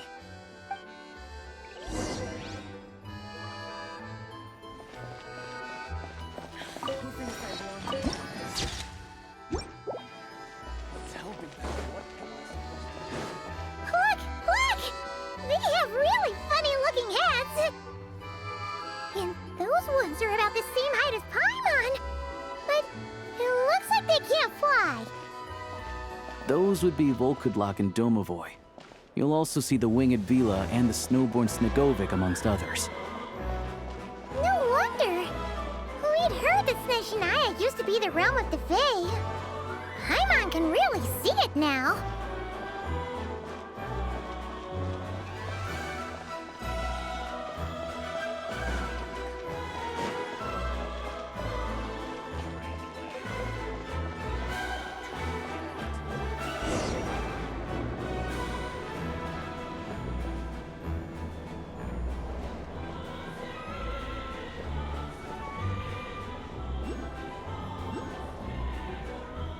To the left is the market of Zolny. They sell everything there. You can often find some nifty little trinkets. To the left is the market of Zolny. They sell everything there. You can often find some nifty little trinkets. To the right, you'll see the Korolyevsky Theater in the distance. Look at that! Incredible!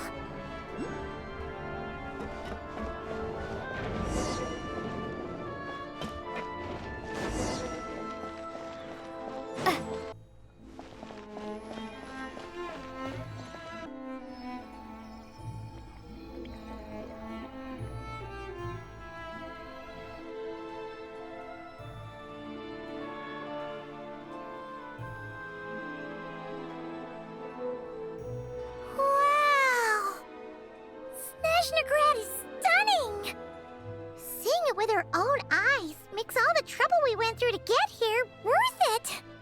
I found it pretty stunning when I first came here too. But I soon found out that stunningly beautiful means stunningly expensive. The prices here are crazy. I'm just a small-time hunter, so Zolny is where I spend most of my time. This way will take us to Podvorier restaurant. They offer food and lodging there, so you can get settled in while I fetch the doctor. Is that gonna be stunningly expensive too?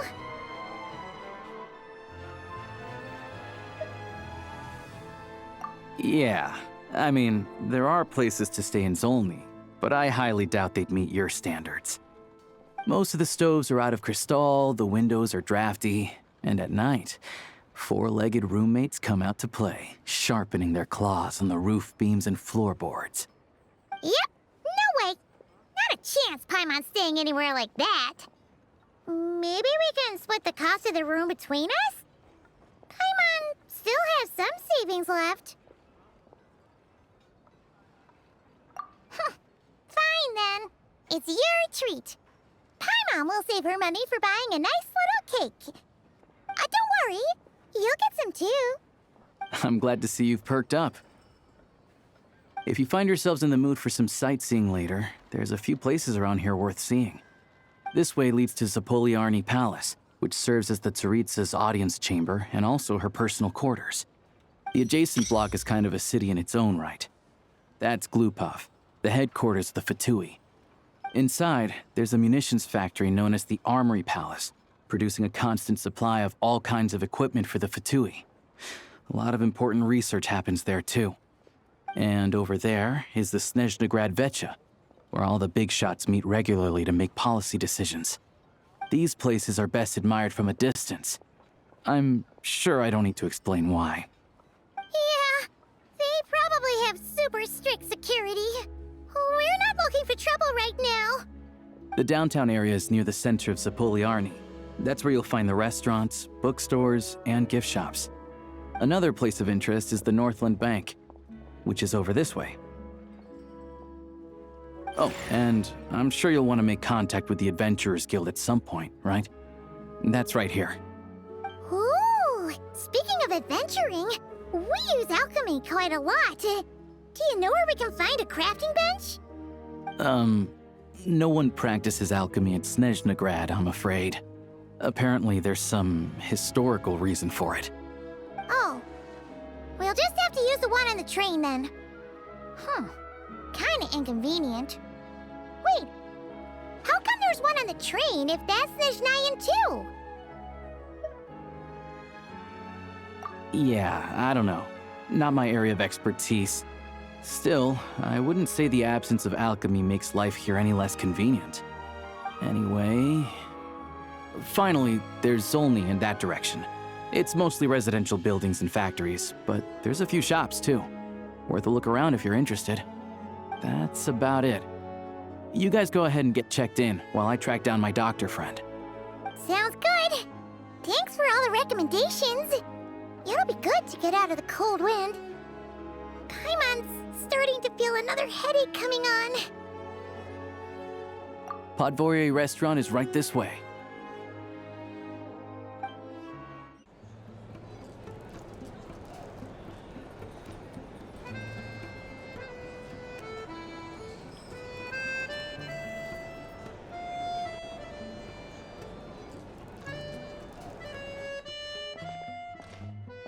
Looks like you get what you pay for, huh? Paimon likes this room a lot. Yeah, much better now that we're out of the cold. Oh, thanks for taking such good care of Paimon. Honestly, she feels kind of bad for throwing a wrench in the works. If this were anywhere else, we'd be out investigating and adventuring by now. But instead, we're stuck here waiting for a doctor. You're right. No need to push ourselves too hard for no reason. A lot happened on our way into the city. Let's review what we've learned so far and try to figure out what to do next. Obviously, the million more question is, what is the Tsaritsa planning? Everything else leads back to that. Sure was. And so far, we've learned that in addition to the 7 Gnosis, her plan also requires a ton of energy. But we won't get to see her anytime soon. Alosha said that she went east to fight that big monster. It must be a pretty powerful one if it can blanket the whole of Snezhnaya in a snowstorm this awful. To be honest, what we're really lacking right now is information. The kind of information that only the higher-ups in the government would know, not word on the street type of info. Paimon can think of a few people who might be able to help us, but... Right! And when we left Nogcry, Sandrone specifically left a message reminding us which side we're on. So, it's unlikely they'd tell us anything confidential about the Tsaritsa's grand plan. Yeah, fair point. Besides, that Gloop-off place is right nearby. We've got nothing to lose, so it'd be a waste not to go. There's gotta be someone there willing to talk to us, right? Maybe Arlecchino or Sandrone? Or possibly Tartaglia. But it's unlikely we could sweet-talk Arlecchino, let alone Sandrone. She basically told us to stay in her lane already. Yeah, the last time was all the way back in Fontaine, right? Too bad we missed him in Nogcry. Apparently, he came to help out. Hello. Is there a traveler in Paimon in there? That's Alosha! Come in! Hello, I'm Dr. Luneva. Alosha mentioned that one of you is feeling a little under the weather. I see. So you're my patient today, yes? And you're, Faye, I presume? Good question. Paimon's not too sure either, but she's definitely not the same kind of Fae as the ones we saw at the train station. Is that gonna be an issue? Not exactly.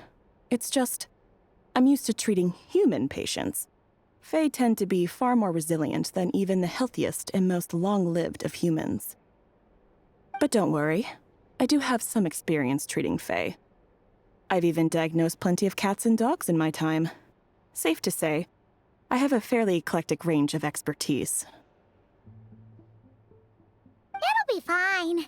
Paimon's basically the same as a human. Right? We're no different when it comes down to it, are we? More like you don't eat enough. The more talking you do, the more you need to eat.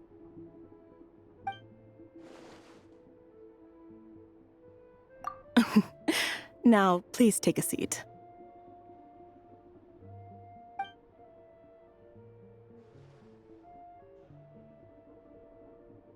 Okay, vital signs are good. Test results are all within normal ranges. I don't think it's anything serious. More than likely, you've just caught a cold. I can give you some medicine to tide you over, but as long as you rest properly for the next couple of days, you should feel better. Make sure to keep an eye on your temperature, though. If you find yourself with a persistent low-grade fever, or if your symptoms don't improve, just contact me again. Sounds like there's no cause for alarm.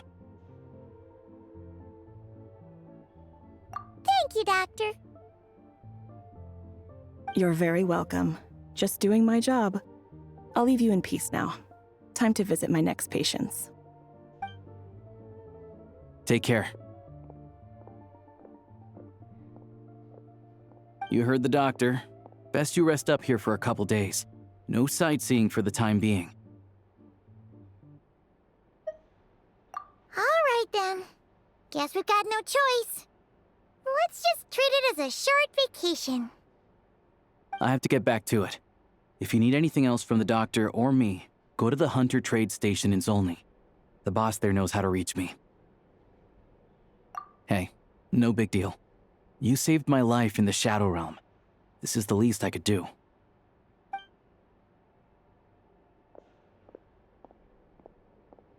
All right. Time to find Child and see what he can tell me.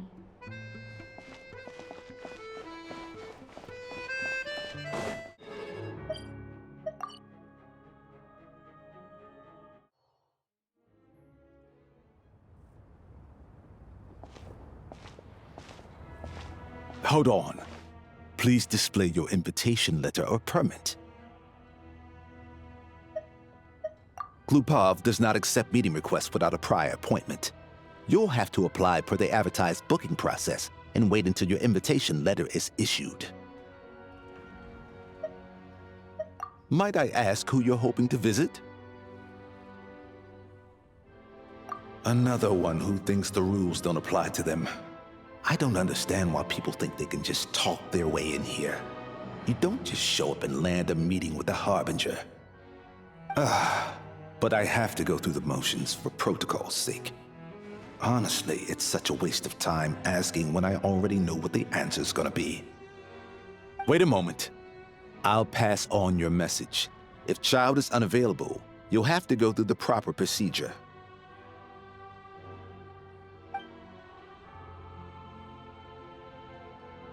Lord Child is a busy man. He's probably not in Glupov at the present. If I were you, I'd cut your losses. No point waiting any longer. Even if you two are old friends as you claim, please understand that the Fatui Harbingers are often busy with their official duties. They tend not to stay in Glupov for extended periods. Next time, stick to the rules. You'll make life easier for both of us, Greetings, Lady Marionette. I'll take care of our guest here. It's her first time in Snezhnaya, so it's no surprise that she doesn't know the rules yet. I trust no choice words have been exchanged. No misunderstandings I should be aware of. No, Lady Marionette. No incidents to report. Whew, that was a close call. Good thing I played it cool. Is that right? Good to know. Wait, where's Paimon? Under the weather? That's hard to imagine. She's always buzzing with energy. I take it she's still adapting to the climate. Happens to a lot of people. It's even colder here than in Nodcry. Has she seen a doctor? I can get you one if you need.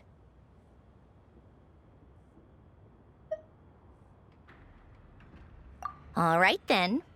Well, let me know if you run into any other problems. Why else?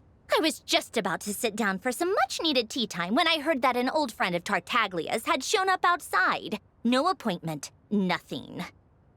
And, as obnoxious as it may be to show up uninvited at Glupov, I couldn't help but take pity on the poor soul who was waiting outside in vain. So I had no choice but to abandon my freshly brewed piping hot tea and come to see this mystery guest for myself. Well, I felt our time working together in Nodcry warranted some courtesy. I couldn't exactly let you freeze to death out here in the wind. Unfortunately, I can't invite you inside either. The rules of Glupov wouldn't allow it, and as a Harbinger, I have to lead by example. On the plus side, Snezhnograd actually has some class, unlike Nosha Town. Torchlight Books has a very nice selection of teas and cakes, so we can catch up there. Your treat, of course. Because I already wasted one perfectly good cup of tea today. That's why.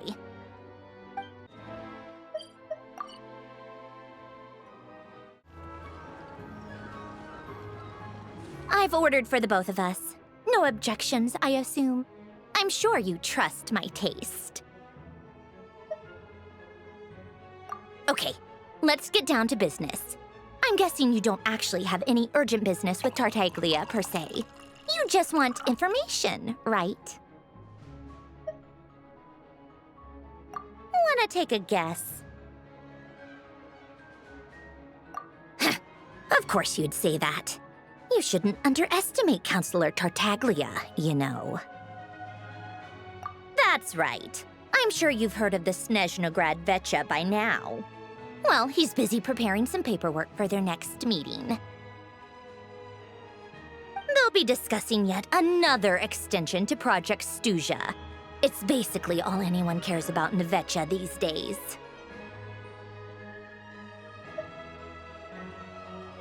Yeah, he's more of the shoot first, ask questions later sort, isn't he? It all started with a very detailed letter that Capitano left for the jester, Piero, before leaving for Natlan. In that letter, he detailed the future arrangements for his subordinates. All of his key people were reassigned to Tartaglia. I guess he'd already prepared to leave us for good all the way back then. But Piero didn't reveal the contents of the letter until the events in Natlan had concluded. Heh, that was his reaction too. Why me? With a bewildered look on his face.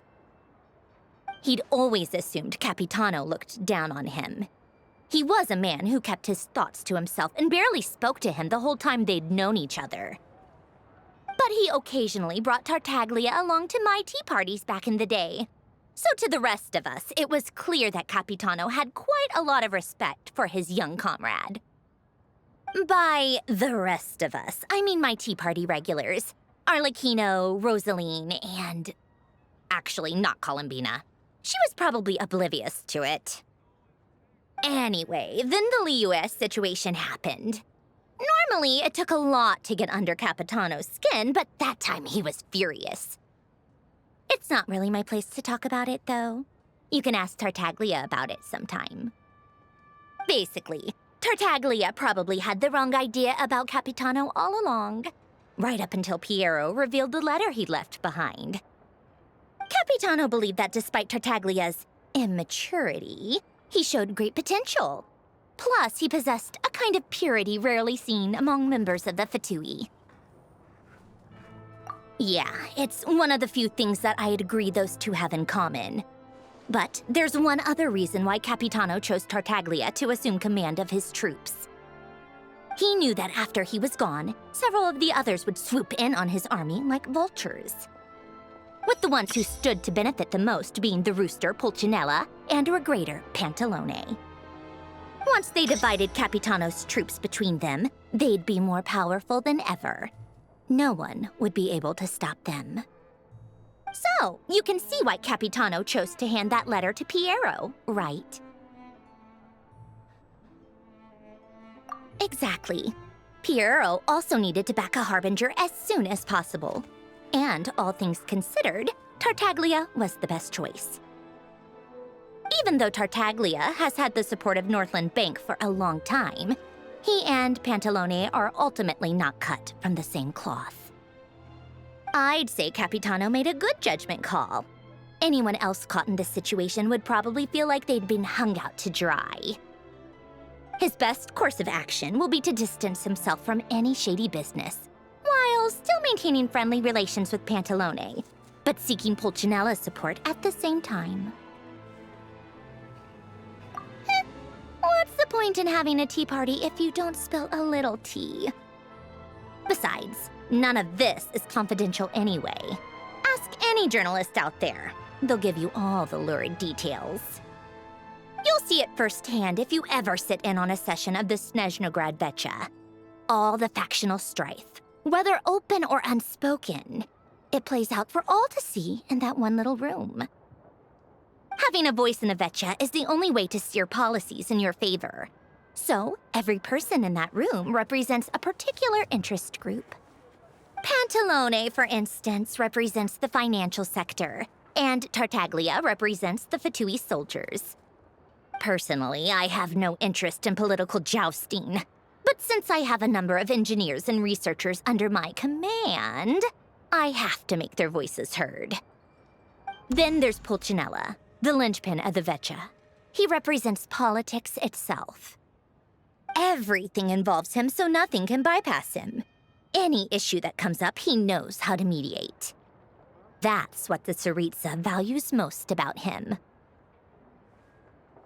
I'm starting to see why everyone is so frustrated with the way things are, but also powerless to change it.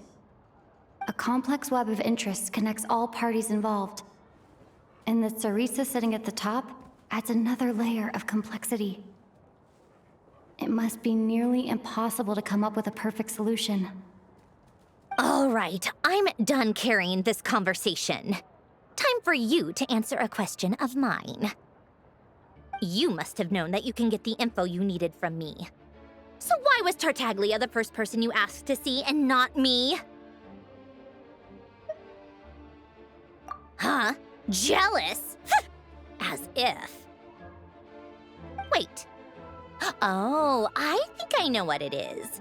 Columbina passed on my message to you before you left Notcry, right? I only meant you should be mindful of which side you're on. Is that actually why you didn't ask for me? Because you took that to heart?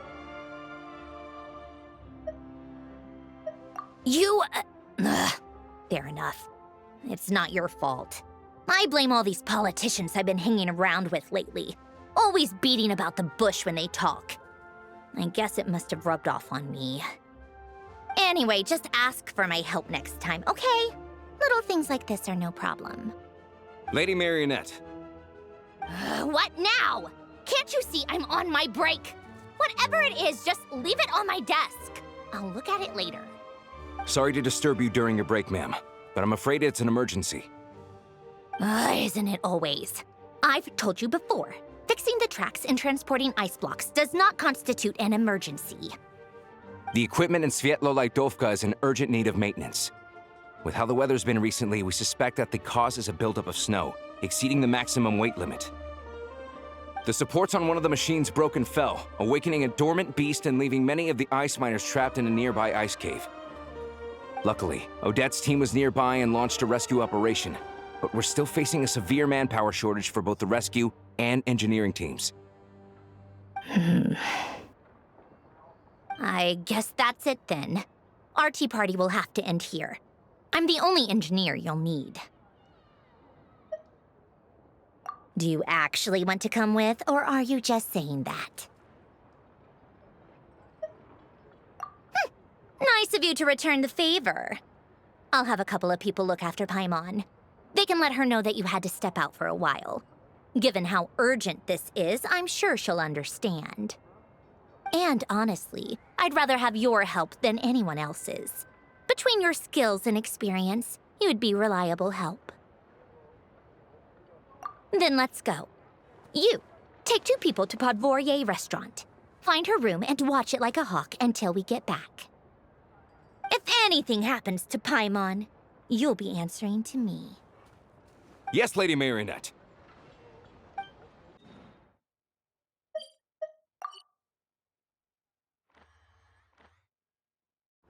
They weren't exaggerating.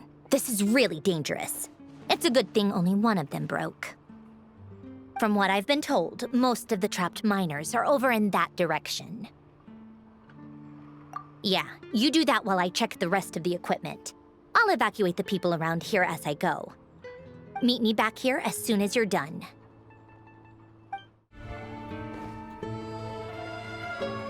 I have to be getting close. Don't go any further.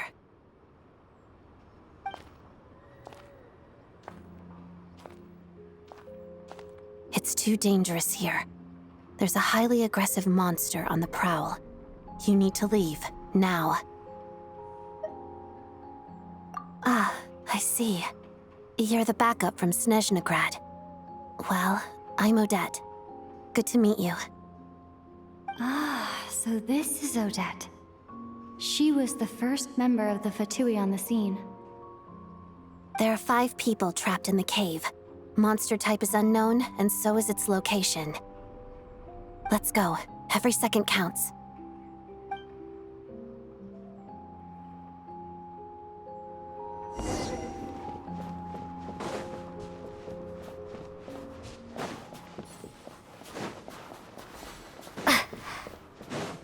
Careful.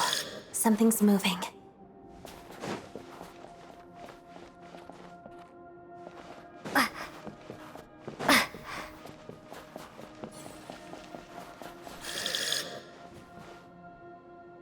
This must be the monster's shadow.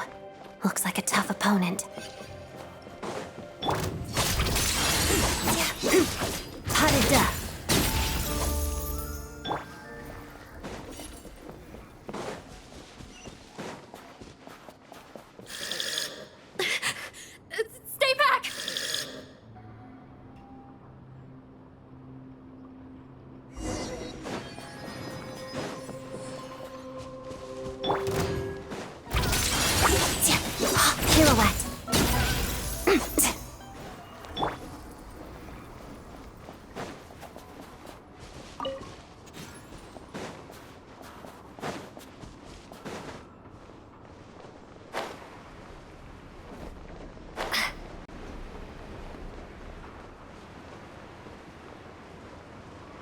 I see them.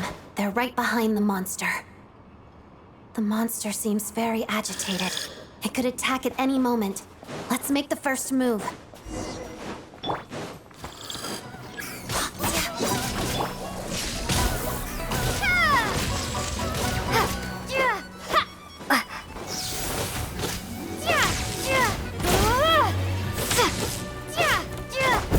Let's begin. Crystalline Adagio. Pas de deux.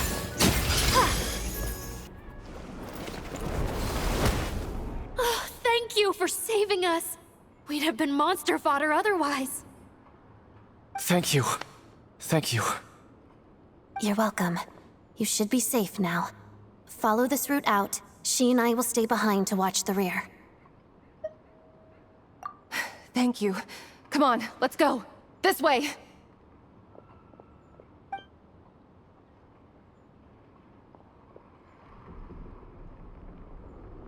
I've searched the area. Pretty sure the monster made a tactical retreat. Yeah, but with us here, it won't be coming back anytime soon. It may be small, but don't be fooled. It's a ferocious beast. People are just food in its eyes. It's lucky we got here when we did. The trapped miners have been successfully evacuated. Time for us to leave. Wait, this place... There's something unusual about it.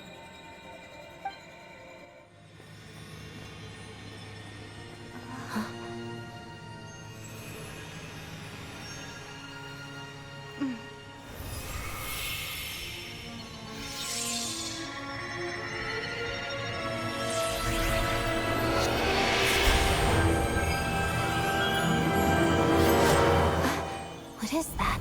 I don't know. It's back? Guess it has family.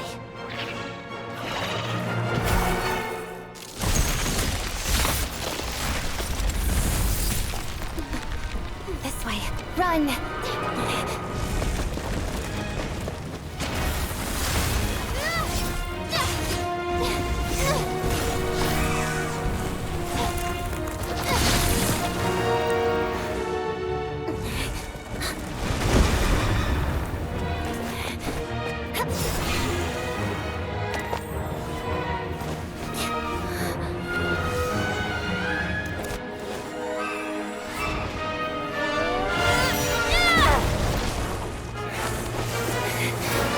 Thanks.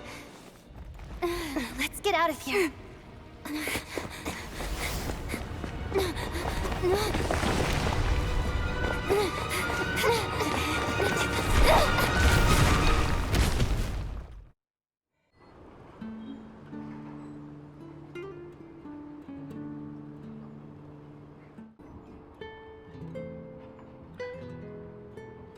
Everyone's accounted for. We managed to rescue them all. We also placed a sign at the entrance to the cave, warning people to stay away. You really held your own today. I still don't know your name. Don't think I've seen you before. I'll remember the name. All right then. See you around. Hello, Lady Marionette. I hear the rescue operation was a great success. I knew I could count on you. What brings you here, Odette? Here for a performance? No, a Fatui mission. I happened to be nearby and heard the crash. She hasn't introduced herself then. Odette is the prima ballerina of Snezhnograd. She's quite the celebrity. If you ever hear people mention the two crowning jewels of the Korailievsky troupe, they're talking about Odette and the prima donna, Vodianitsa. On top of that, Odette's also a rising Fatui star. It's looking likely she'll inherit the title of the Fair Lady. She learned all her combat skills from Rosaline herself. Used to be one of her most valued subordinates, too. You flatter me, Lady Marionette. If she's Rosaline's protege, that makes me... never mind. There's no need to bring it up. No point making things awkward. How's progress on your end, Lady Marionette? Equally successful. I finished reinforcing all the equipment. Took me a little longer without Polonia's help. But the outcome is the same, of course. Even if the heavy snowfall summoned by that monster lasts for another 3 months straight, this equipment won't give way. All right, now that we're done here, it's time to get out of this blizzard. Sure, but Snezhnograd will send someone to investigate and draw up a relief plan. And I guess I'll have to write the incident report myself this time, since it involves a mechanical malfunction. First, Pantalone needs to approve the budget, then Pulcinella has to sign off on the plan. Once they've argued it out and reached a compromise, we can move forward. That's the rough process anyway. Could take anywhere from a couple of weeks to a couple of months, depending on how smoothly it goes. Yup, nothing we can do about it. There's a whole stack of incident reports like this back at the office.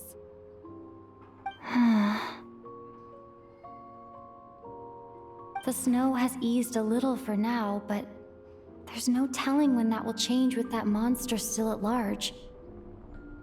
Fuel for heating is in short supply, and relief is weeks away. There's no immediate threat to life, but still. It just feels like there should be a better way.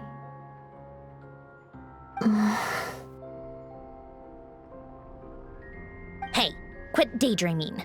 Let's get back to Snezhnograd. When did you get a new sword? I found it in a cave. It handles pretty nicely. You have a strange affinity for secondhand swords.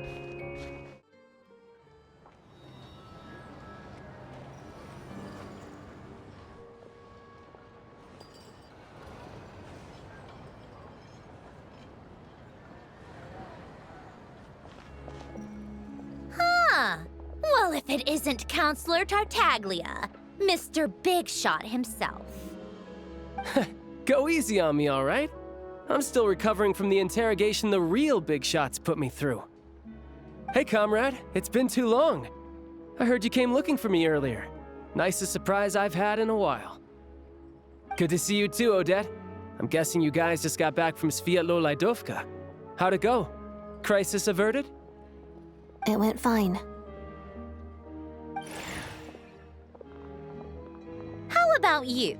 Any new developments? Not really. Same as ever. Growing opposition to Project Stuja, and the usual rebuttals are starting to ring hollow. The results of the mock vote were pretty dire. Pulcinella was fuming. I've never seen the old man so angry. That's not good news. It takes a lot to rattle him. Yeah, obviously if push comes to shove, there are ways to crack down on dissent. But... Sorry, I have to ask something. This is going to sound blunt, but may I? Huh? Of course, fire away. It sounds to me like everyone's tearing their hair out trying to figure out how to deal with opposition to Project Stuja. But what exactly is this project's purpose? And how can it be so important that even people like you two refuse to stand up for the ordinary people of Snezhnaya? Interesting. I gotta hand it to you, comrade. You sure don't mince your words. Excuse her? What does she mean? Refuse to stand up for ordinary people? Oh my gosh. How does she dare speak to the Harbingers like that? Are you interrogating us now? It's okay, Sandrone. Let me explain. I think I understand where she's coming from. If I could, I'd take your side right now. In fact, my position's very similar to yours. I've only held back on casting a dissenting vote in the Vecha because the Tsaritsa would never let me get away with it. Still, I have a responsibility to the Fatui armed forces, so I do what I can to make their voices heard. Most of them are just regular folks from small towns far from the capital. I'm sure you've seen how much those kinds of places are struggling right now. Oh, and for what it's worth, I'm from Arepasak myself. Things aren't going so swell there either. The Tsaritsa wants to create a better, safer future for the people of Snezhnaya, but she's thinking long-term. I don't doubt that from where you're standing, Project Stuzha seems to be creating all sorts of issues for everyone. But considering the Tsaritsa's vision for the future, these are sacrifices worth making. Sounds cold, I know, but I promise it's not as black and white as it seems. Maybe Sandrone and I can't oppose Project Stuzha outright, but we're constantly raising our concerns in Vetcha meetings. And even though we can't put an end to it, there are plenty of other ways to make a difference. We're trying everything we can think of, and so is Pulcinella. I respect Her Majesty, the Tsaritsa, and trust her decisions. But at the end of the day, I'm still just a normal guy who cares deeply about my homeland. And my family, who all live here. There's no way I would ever abandon them. As contentious as things can get within the Vetcha, there's no selfishness or malice behind it. Everyone wants to get through this period as smoothly as possible. The issue is that there's no way of pleasing everyone under the present circumstances. Most of the time, we're trying to decide on the lesser of two evils, which obviously isn't a great look. But that is not the same thing as being blindly loyal to the Tsaritsa. No one's got their head in the sand here. We're all well aware of the way things are. We're just doing our best to make it work. In fairness to Sandrone, she rushed to Svietlo Laidovka's aid the moment she heard that people were in danger. And even Tartaglia, who used to only care about the thrill of the fight, is clearly doing his best to rise to the demands of his new role as counselor. Hey, come on. There's only so much we can say, so don't press us too hard. Look, I know how untenable the Tsaritsa's position looks if you don't understand her motives. Maybe you've heard already, but she's currently leading her army on a campaign to the east to defeat the monster that's been causing these brutal blizzards. Striking that monster down will be a significant step in dealing with the present energy crisis. As laser-focused as she is on realizing her lifelong ambitions, she's still putting time and energy into taking down this powerful monster. To me, that says a lot. If she thought Snezhnaya and its people didn't matter in the grand scheme of things, why would she waste her time on something like this? Thanks. I meant every word I said, though. I wasn't just trying to placate you. I've already done more than enough diplomacy for one day. I still think this adventurer raises a very important point. Our two harbingers have made their positions very clear. But there are many others in the Vetcha who must feel trapped and forced to vote against their conscience. I think it's a very valuable quality to be willing to speak one's mind, despite the risk of offending powerful figures. You can say that again. I highly doubt we'd feel the need to explain ourselves so much if we didn't know you so well. Forgive me, adventurer, but might I be so bold as to ask about your background? How is it that you can converse so openly with two harbingers? Oh, haven't you been properly introduced? Easier said than done. I like to think I'm not the kind of person who goes around busting open people's old wounds. I've only learned her name so far, and no details of her experiences. Is something wrong? Uh-oh. Is there no avoiding the subject of Rosaline? No, it's just... all right. I guess there's no getting around it. This is the world-renowned traveler who helped resolve the storm terror threat in Mondstadt, cleaned up after the mess I made in Liyue, and then went to Inazuma, where there was a duel before the throne in which the traveler defeated Rosaline. Oh. I'm sorry. I didn't think you two would be seeing much of each other, so I figured it wasn't worth bringing up. It's fine. It was a long time ago. It's fine. Sorry. I just remembered that we have a rehearsal coming up. Please excuse me. I should get going.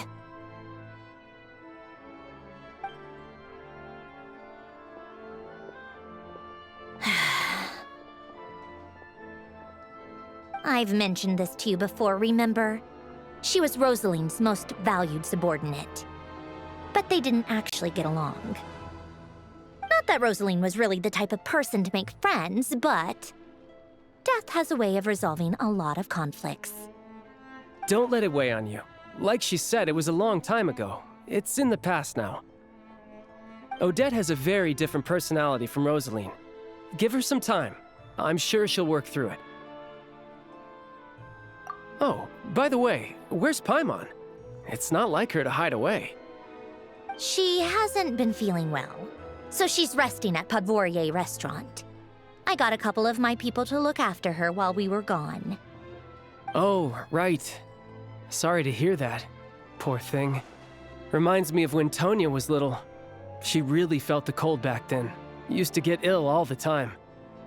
I felt so bad for her seeing her lying in bed, coughing. She was so mature for her age, though. Whenever someone came to visit her, she'd greet them with a smile and would never complain. I'm sure Paimon's a good kid, too. You're a little short on manpower, right? Let me have a couple of my people take over for yours. I'll send my most capable and reliable. They'll make sure Paimon can recover in peace. Well, that would be great. Your people are more qualified. Hey, don't mention it. I'm sure you have things to do. Hopefully this takes a load off your mind. So no more accusing me of not being on your side, all right?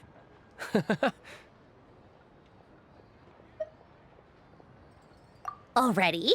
That was quick.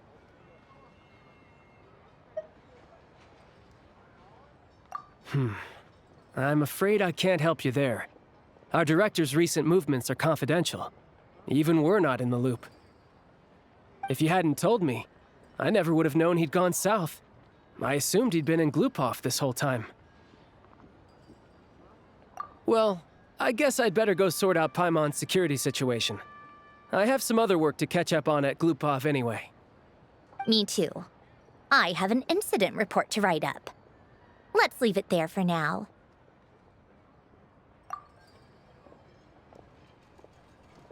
I guess everyone's in a difficult position.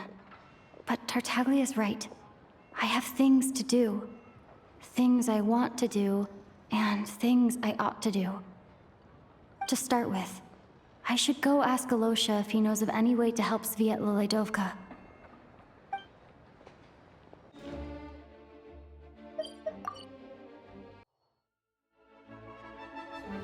How strange. This sword seems to be vibrating of its own accord.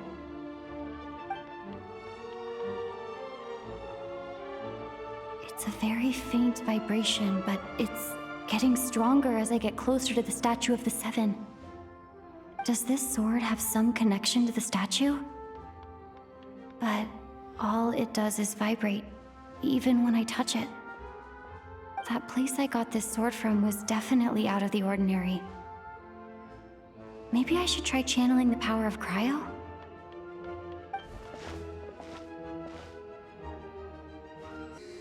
Okay! It worked! There really is something special about this sword.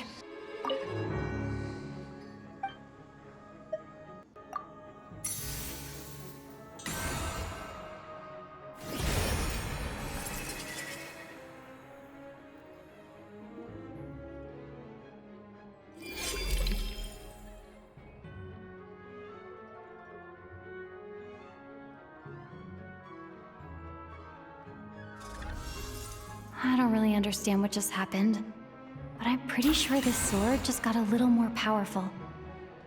I'll have to try the same thing again when I come across another Statue of the Seven. In the meantime, I'd better go find Alosha.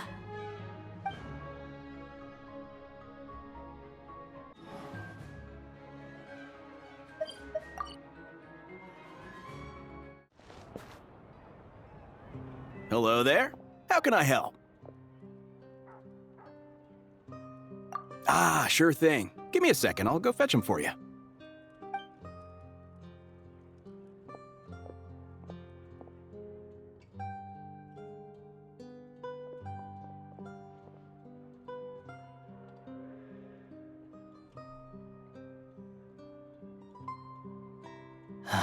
It's a familiar story. I've had similar experiences. Although Snezhnegrad doesn't deliberately delay or withhold relief, those first few days of waiting for help are always the hardest. It's a fundamental contradiction. If emergency relief can't be delivered in time, what's the point in even calling it emergency relief?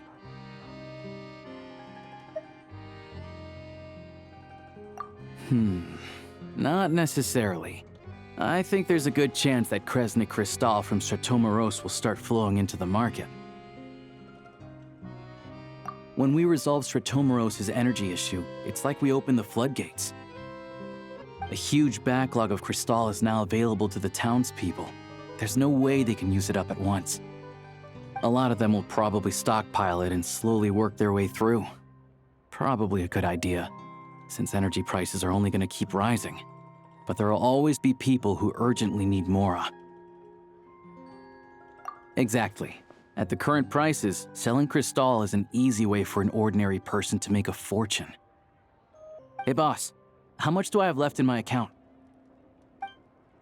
1 second, let me check. So, you're planning on buying the Crystal out of your own pocket? Yeah. I don't know if I have enough, so I'll chip in a little extra and buy as much as I can afford. No, it's fine. You're new to Snezhnaya, and you have your own living expenses to worry about. Besides, you're already providing the train. Here's your Mora.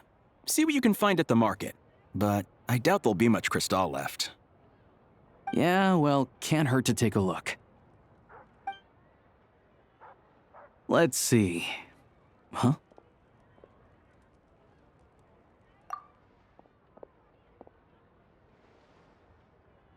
Oh, Alosha, and... Hello? I didn't realize you two knew each other. Yeah, I take on some odd jobs in the city to supplement my hunting income. Sometimes I work as a cleaner or prop hand at the theater where Odette is one of the big stars, so I've met her a few times. When the weather's as bad as this, it's better for a hunter to adapt than to keep looking for game. Yes, and we sometimes need extra help.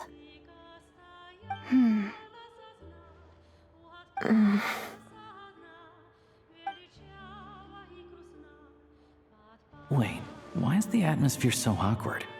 I thought things went pretty smoothly in Svietla Lidovka. So, what brings you here, Miss Odette? Looking for some new props? No. After I got back to the theater, I couldn't stop thinking about the situation in Svietla Lidovka. It bothered me so much, I couldn't focus on my dancing. So I decided I'd come here and see if there's anything I can do. You too, I presume. I suppose that's why you're here. I didn't feel comfortable expressing my true opinions in front of the Harbingers. Not least because ordinary Fatui like me don't even know what Project Stuja is all about. Without knowing the full picture, I can't make sense of it. And at some point, if things aren't making sense to me, I can't just keep going along with it. So many people feel the same way. They wish they could do something, but all kinds of reservations hold them back. Explains why groups like the Rokot are springing up to fill the gap.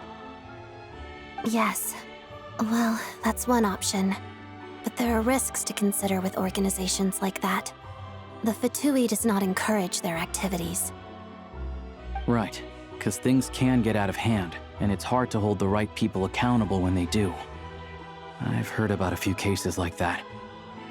Sandrone said Odette was on track to inherit the title of the Fair Lady. If so, she'll be able to find out what Project Stuja is really about. Still, it's probably a little soon to ask her about that.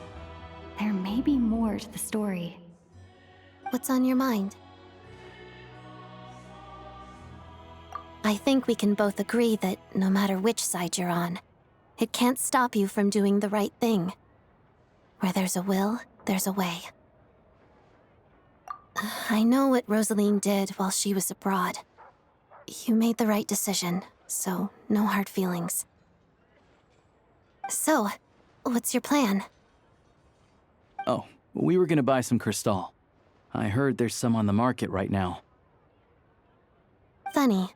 I had the same idea. In that case, let me pay. I can claim it back as mission expenses. The real issue here is that government relief is behind schedule. Surely it makes more sense for the state to cover these costs than for us to pay out of our own pockets. True. It's a huge expense after all.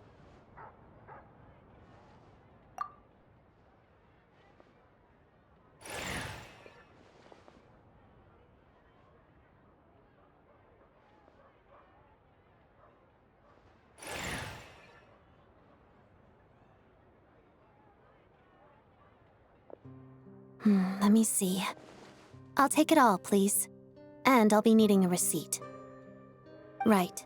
Choose mission budget under the expense category, but be sure to specify emergency rescue operation in the description.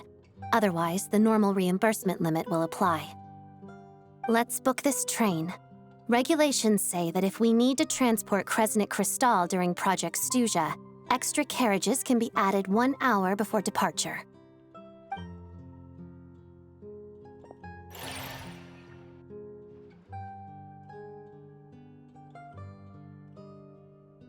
That should do it. The train will be escorted to its destination by Fatui guards. This is my first time seeing you handle Fatui affairs, Miss Odette. It seems you're as skilled an officer as you are a dancer. You flatter me. It's only because I've been doing both my whole life.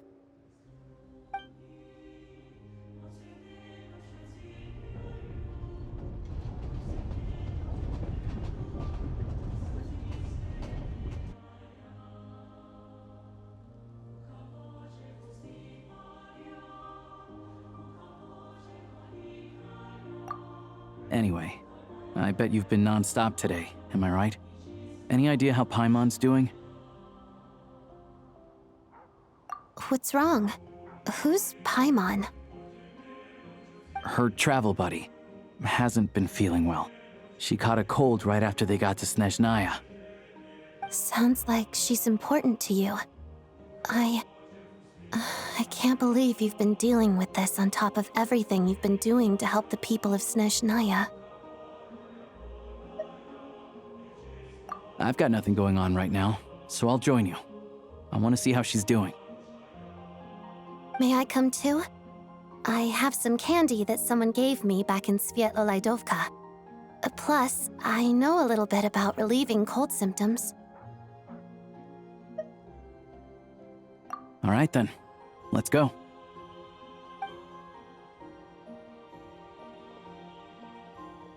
I still don't know what the deal is between these two, but at least the tension seems to have vanished.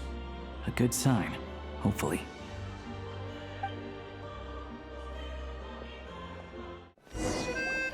Hello.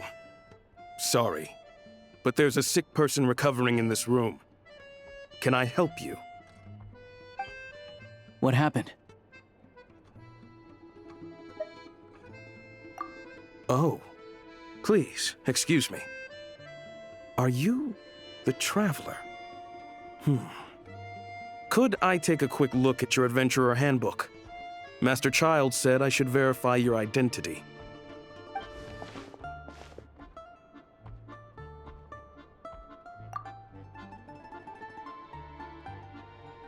Ah, it's really you. Sorry for the inconvenience. We're under strict orders from Master Child to keep this room well guarded. At the same time, we can't interfere with Podvoye Restaurant's business. That would only seem all the more suspicious and draw unwanted attention to this room. Besides myself, a few of my colleagues are stationed in and around the restaurant, In plain clothes, of course. Rest assured, you're in safe hands. I didn't expect such a high standard of protection. Well, Master Child handpicked us for this special assignment. We're not about to let anything go wrong. Anyway, I won't keep you any longer. Please, head inside.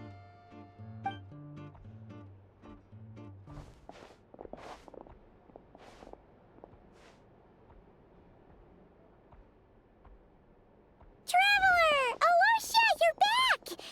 Oh, hey! Who's our new friend? Hi, I'm Odette. The Traveler and I crossed paths a few times. Another friend from the Fatui, huh? You're practically a member yourself by this point. Paimon's definitely on the mend. We should be back to our usual travels in a few days' time. Seems like that doctor was right. It's just... Paimon's limbs are still feeling a little chilly. I have just the thing. Whoa! What's this? Is that a flame inside an ice cube? Wait, is this real ice? How's it not melting? And how does the fire keep on burning? All keen observations. You're right. This is called core ignis. Whenever I've caught a cold in the past, I found I recover much more quickly if I place this by my bed. You're welcome to borrow it. Awesome! Wow! It's so nice and warm! Oh, it's like magic. Your name was Odette, right? How did you two meet again? Looks like she's in pretty good spirits. That's a relief. Any progress with your investigation yet? No surprises there, I'm sure. They're not likely to let anything slip. The Rokot, huh?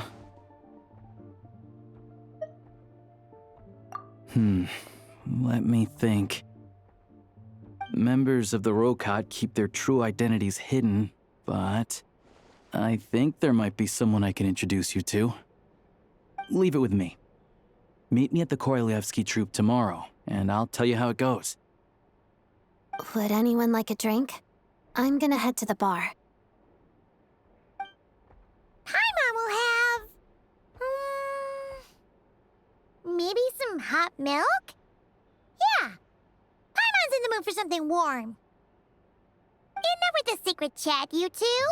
Let's catch up properly in a minute. Paimon wants to know everything that's happened today. It'll be kind of like tabletop troop. No reason why listening to a story can't be an adventure.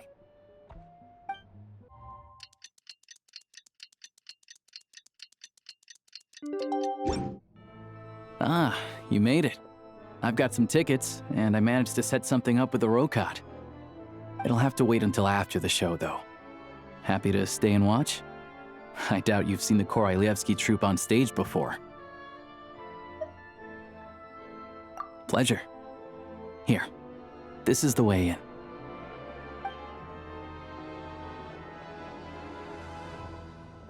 Please present yourself for a routine inspection in accordance with theater regulations. Thank you.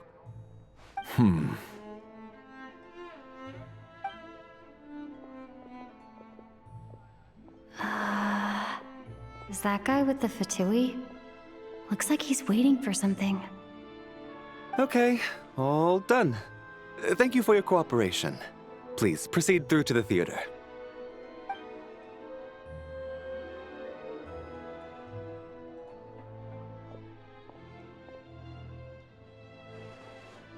What's up? Everything okay?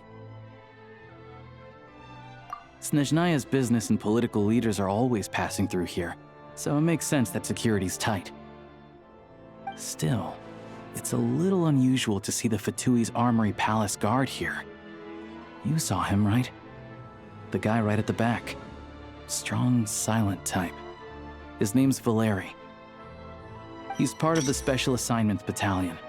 but I only ever see him here for one thing: to look for a guy named Mitya. Supposedly a researcher, though he never seems to put much time in at the office. The theater is one of his favorite places to hang out when he's playing hooky from work. But that's not for us to worry about. Let's go. The show's about to start.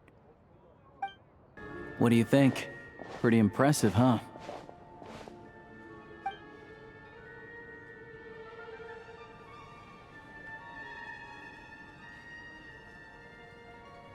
Oh, the one in Fontaine?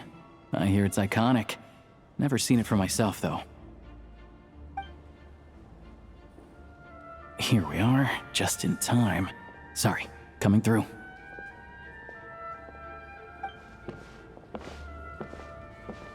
Ugh. If you're gonna show up late, keep your mouth shut. What's his problem? Whatever. No point arguing with people like that. Look, there she is. That's who I'm introducing you to later. She's the lead singer of the troupe, Vodyanitsa.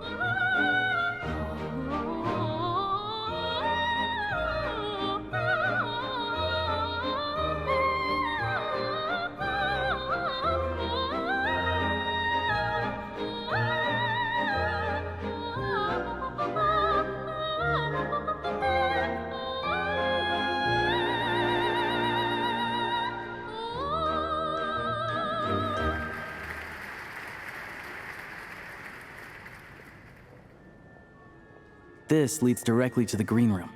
They're expecting us. Vodyanitsa will be waiting for us there.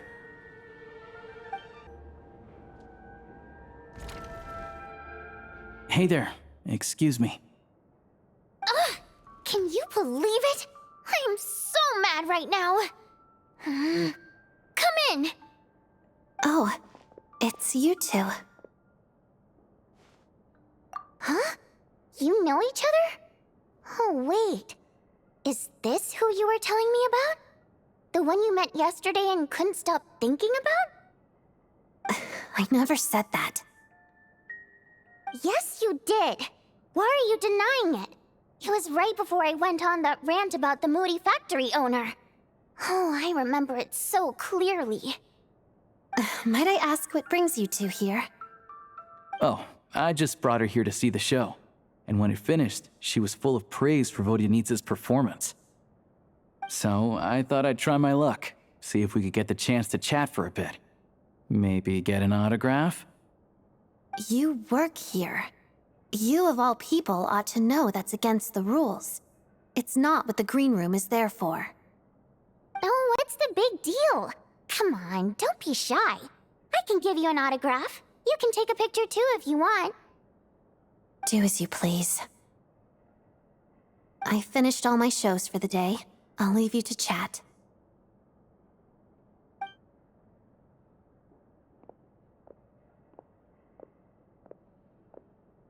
I wasn't making that stuff up, you know. Odette's just too proud to admit it. She thinks very highly of you, and so do I. You did the right thing in Svietloladovka. We're good. Odette's out of earshot. I'll lock the door. Confidentiality, of course. The Rokad is very strict on that. Whoa, Alosha! Not out loud! Not with an outsider here! Relax, I've taken care of it. Look at this. The President's reply sent this morning. Wait, so she's been approved to join? You told me last night that you wanted to get intel from the Rokad. Unfortunately, Rokad intel is only available to members. but ever since you set foot in Snezhnaya, we've been working together. I've seen the way you work, your character, and your motives. Everything about you is perfectly in alignment with what we're trying to achieve in the Rokot. So I figured I might as well cut to the chase. I wrote a letter to the president explaining your situation, including just the right amount of detail. His approval came very quickly. Of course, it's still your decision whether you want to join or not. We'll respect your choice. Well, assuming Odette was telling the truth and she didn't misjudge you, I guess we don't need to worry about you blowing our cover. Still, you gave me a real fright. I didn't know that's why you came looking for me. So, that stuff you said about admiring my performance, was that just because Odette was here? Did you actually mean it? Now you're talking. That's what I like to hear. Anyway, let me give you a quick rundown of how things work. Like I said, the Rokot is a covert organization, and we hide our identities. Members typically don't meet in person or even know each other's identities. This helps us maintain a high level of independence and secrecy. Because of this, members are basically free to decide their methods without constraints, so long as the outcome of any activity doesn't violate the organization's principles. After all, we don't have any ostensible contact with each other.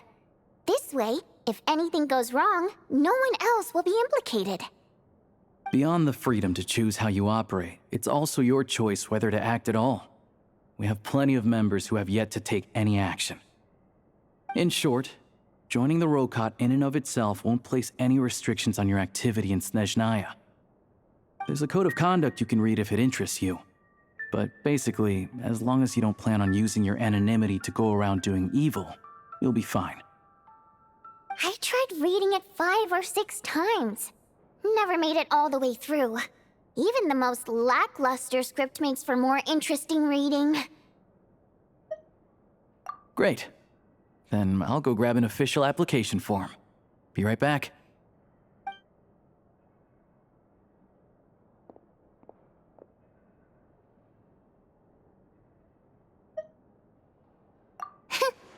Well, Alosha has this pet dog, you see. His name's Tagarin, and this one time, Alosha brought him backstage. Tagarin took quite a liking to me, so I played with him for a little bit and fed him some treats. Then, the Rokot was out on a mission one day, and even though we were all in disguise, Tagarin recognized me right away. Just a coincidence, really. We didn't report it to the higher-ups, though, to avoid dealing with the fallout. Like, my job at the theater, for instance. I really needed to make ends meet. By the way, what were you complaining about just before we came in? Did everything go okay with Chuganov? Everything did not go okay. That's why I was so mad. I tried to make some small talk with him before I went on stage to fish for intel about the Iskra manufacturing plant. But he wouldn't take the bait. No matter what I said, he kept dodging the question. And then he started complaining. He said he didn't appreciate his second-rate seat in the stalls because he usually gets a private box. I mean, what did he expect? Everyone knows that if you want a box seat, you buy a ticket well in advance. But instead, he sends me a letter the day before the show when we're practically sold out. I had to juggle things around just to get him a half-decent seat, hoping he would appreciate the gesture enough to share some information. But nope, he didn't give me anything. Yeah, meeting Chuganov in person has definitely been a disappointing experience. Oh, you probably don't know who we're talking about, do you? Chuganov was that older guy you were sitting next to today. I'm sure he didn't make a great first impression on you either. To the citizenry, he's a family man and a kind boss. But our interactions with him tell a very different story. It's one thing to ask for a favor, but he acts like it's his right. He always expects special treatment. Take the ticket situation, for instance. I've actually gotten him a private box in the past. But not only was he not even grateful, now he's acting like I've sold him short this time. Not to mention that he's never paid for a single one of his tickets. And another thing, if he's such a big family man, why doesn't he bring his wife and daughter to see the show once in a while?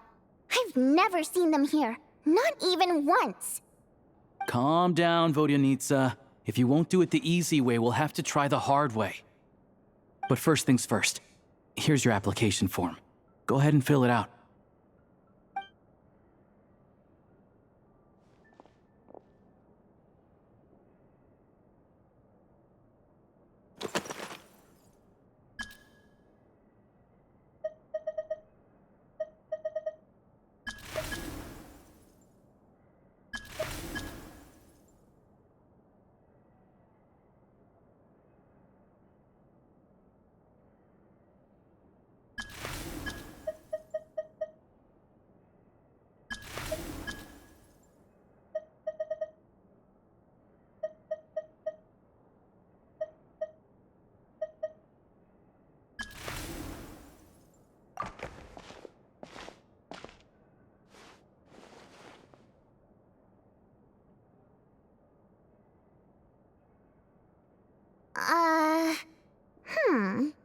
Looks like I'll need to make a few little tweaks here and there.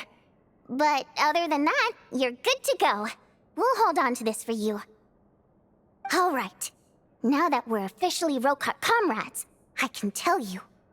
Chukhanov is the target of our current operation. Recently, we've done some recon work at the Iskra manufacturing plant, which pretty much confirmed that their energy consumption is way beyond the legal limit. All we need now is some direct evidence to present to the Vetcha, so we can demand that they shut the plant down. That way, the Kresnik Crystal can be allocated to where it's needed most. I was hoping he might let slip during one of our chats, but he's too tight-lipped. We'll have to find another way. I'm meeting another regular theater goer tonight, Mitya.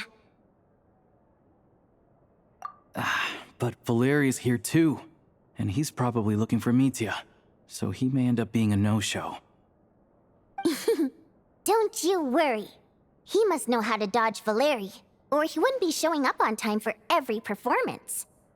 Mitya is a renowned energy expert. Although we can't get any direct evidence of the excessive energy consumption at the plant, we can accidentally let the information slip to him. The authorities should take someone like him seriously. So if he starts raising questions about energy use at the Iskra manufacturing plant, there will be a proper investigation. Also, we're not allowed on site, but he has clearance. So all we need is his cooperation. Yeah, so that's the other thing we're trying to figure out. Though I think we're far less likely to make any progress on that front. Still, I hear that Mitya is a bit of a chatterbox. So, who knows? Maybe if we catch him in the right mood, he'll let something slip. What do you think? Sound like something worth your time? Okay, in that case, you guys find a seat somewhere nearby. Pretend you're a couple of buddies there to eat, and keep your ears peeled for useful information. He's a huge fan, so I doubt he'll have his guard up around me. But you two need to be convincing. If he suspects anything at all, he might stop talking. Sure. Don't worry. We'll make a believable pair of buddies. Perfect! You've sold me already. Now, help me tidy this room up a bit before we head out. Okay. What needs tidying?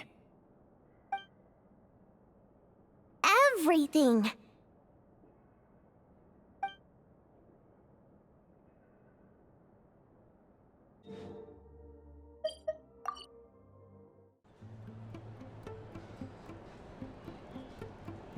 We come here often, so we shouldn't stand out. Let's sit here. Now, it's up to Vodyanitsa. Let's see how the conversation goes.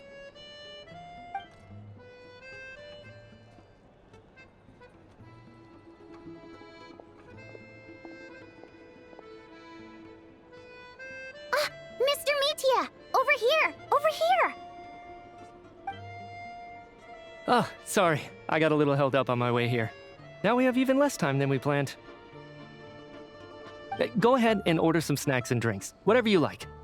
Let me see. According to my schedule, we still have 25 minutes left. You're really pressed for time today, huh? I was imagining this would be a leisurely chat. If you'd prefer, we can always reschedule for another afternoon when you have more time. No need. Getting to meet the lead singer is a very precious opportunity for me. I'm not about to pass it up. I've already had to decline your invitation several times because our schedules rarely align. If I don't grab this chance while it's here, who knows when the next one will come around?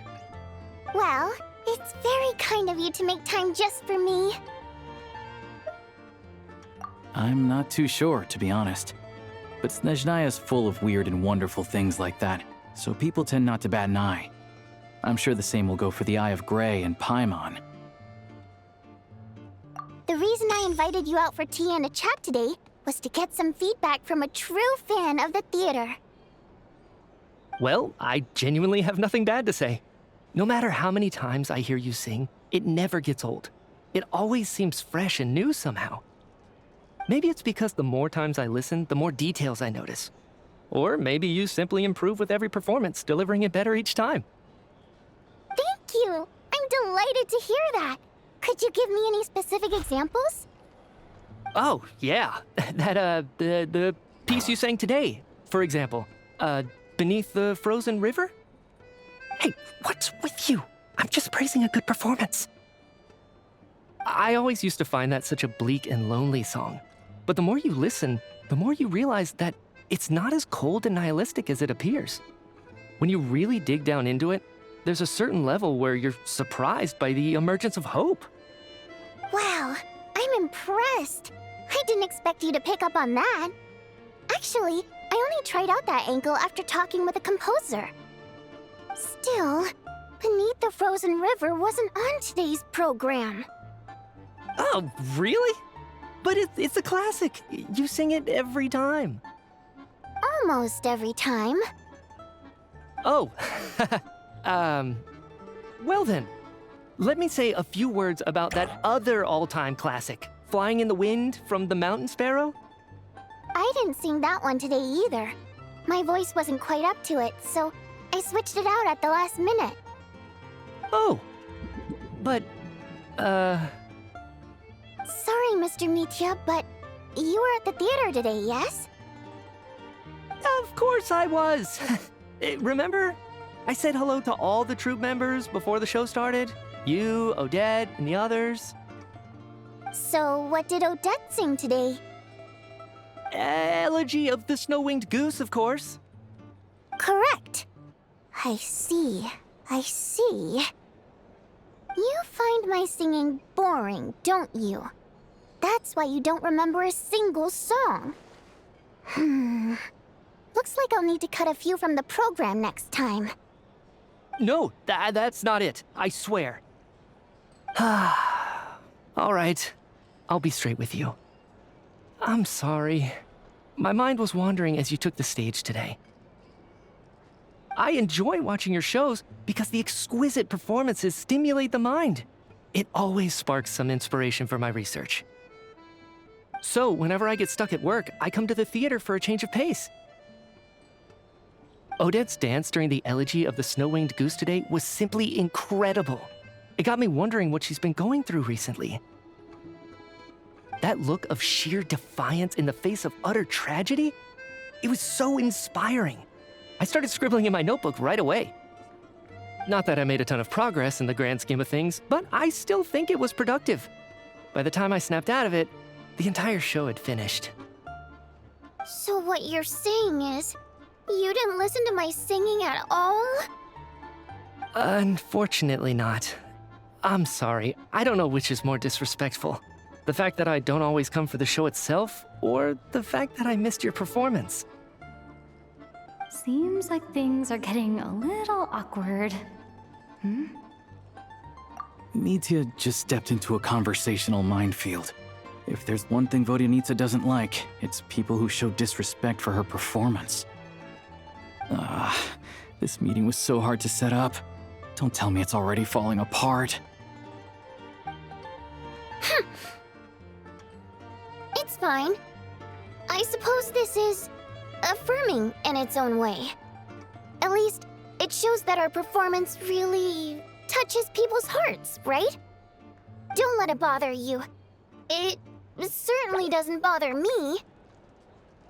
She's showing a lot of restraint. Well, I'll be sure to let Odette know how much you adored her performance. Please don't say that. I always love your performances too. It's just that inspiration struck at the wrong time today. I'm usually all ears. I know, I can tell. That's why I value your opinion. I'm sure some people can't stand it when others praise their coworkers right to their face, but not me. No, sir. Fair enough. I still feel kinda bad, though. But you know what I really can't stand? People who only show up to the theater to pretend that they're cultured. Makes me sick to my stomach. Oh, yeah, 100%. There are too many of those people around. By the time they're walking out the door, they've forgotten all about the show. What's wrong? You look furious. I don't know if you've heard about the boss of the Iskra manufacturing plant.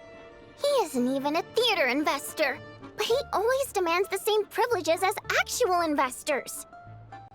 Box tickets only, premium drinks, even the right to request specific songs. Well played, Vodyanitsa. Seems like she's harnessing her rage to steer the conversation back on track. Now that you mention it, I've interacted with that guy before. I gotta say, everyone holds him up as an example of a benevolent businessman, but I don't know. I don't see it. Yeah, he couldn't care less about what's happening on stage. He's just there to flaunt his social status. I hate that I have to prepare programs for guys like that. What's the big deal with that factory he runs anyway? I asked around a bit and heard some pretty shocking stories. Sounds like he's just another greedy capitalist. Oh, really?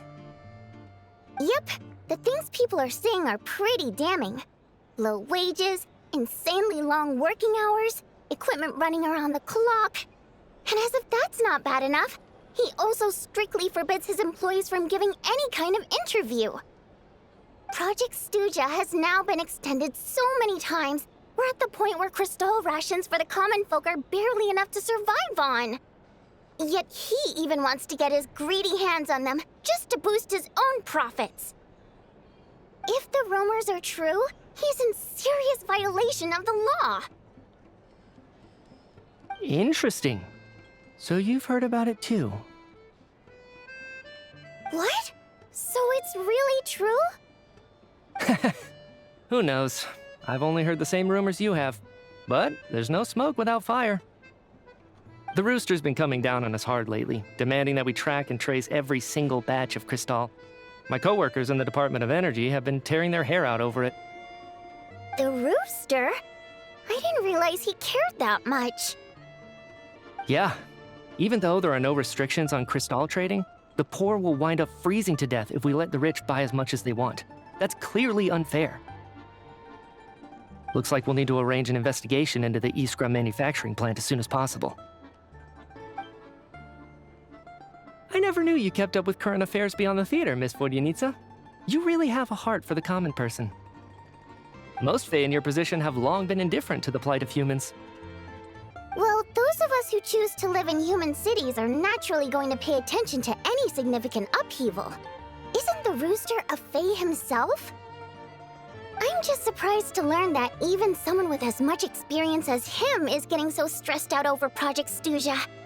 What is the end goal of this project anyway? This is it. We're finally going there. I'm sure Mitya can sense on some level that she's fishing for information. But since their conversation is so relaxed, he might just let something slip. It's stressing me out too. If I'd only made better progress with my research, things wouldn't have dragged on this long. Oh, so your work is related to Project Stuja? That's right.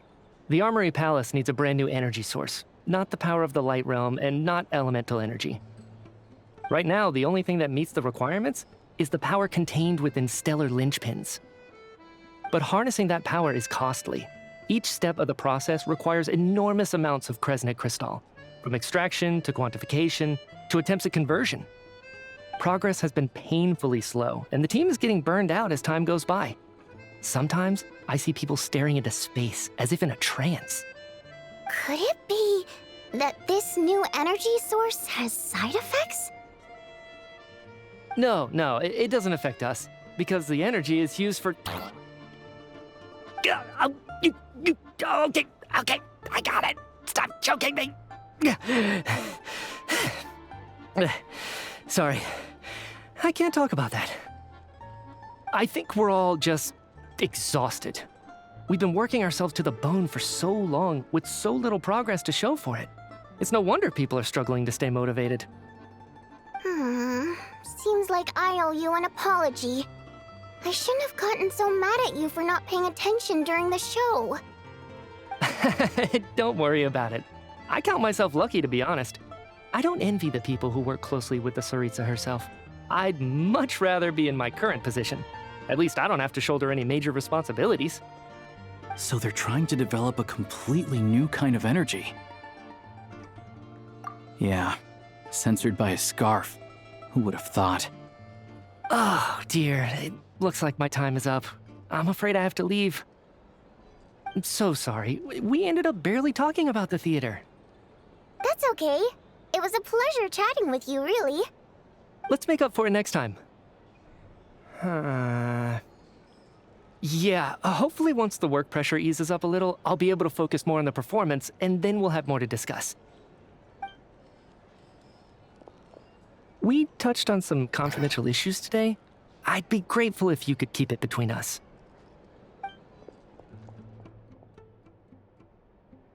That could have gone worse. Nice job. Why was Mitya in such a hurry to leave, though? Sorry, routine inspection.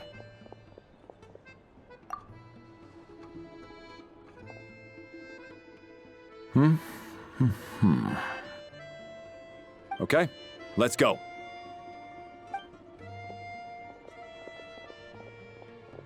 So he wasn't rushing to get back to work. He must have calculated that Valeri would find him here in exactly 25 minutes. That's frighteningly accurate. One of the main duties of the Special Assignments Battalion is to ensure that important figures stick to their schedules. All right, time for us to get going too. Excuse me, check please. We'll settle our check too, then. Oh, hello there. Mr. Mitya paid the check before leaving.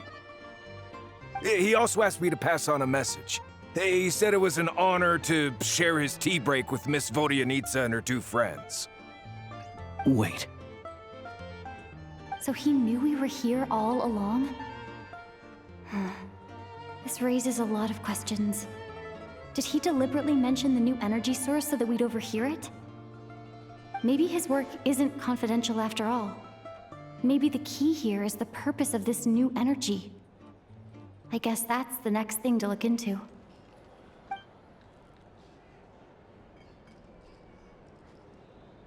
Vodyanitsa and Alosha have both left. Time to head back and call it a day. You're back! Here pretty early today. Paimon was just gonna mention that. After she woke up today, Paimon felt like her temperature was completely back to normal. But her strength still hasn't returned. Still, there's some good news. Paimon thinks she might have figured out the source of the problem. It's like there's some kind of mysterious power affecting Paimon. Paimon's never felt this way before during any of her travels. She only started feeling this way since we arrived in Snezhnaya. That's right. The Armory Palace needs a brand new energy source. Could that have something to do with this? What is it? You're making that face again. You know, the one you get whenever you have a light bulb moment?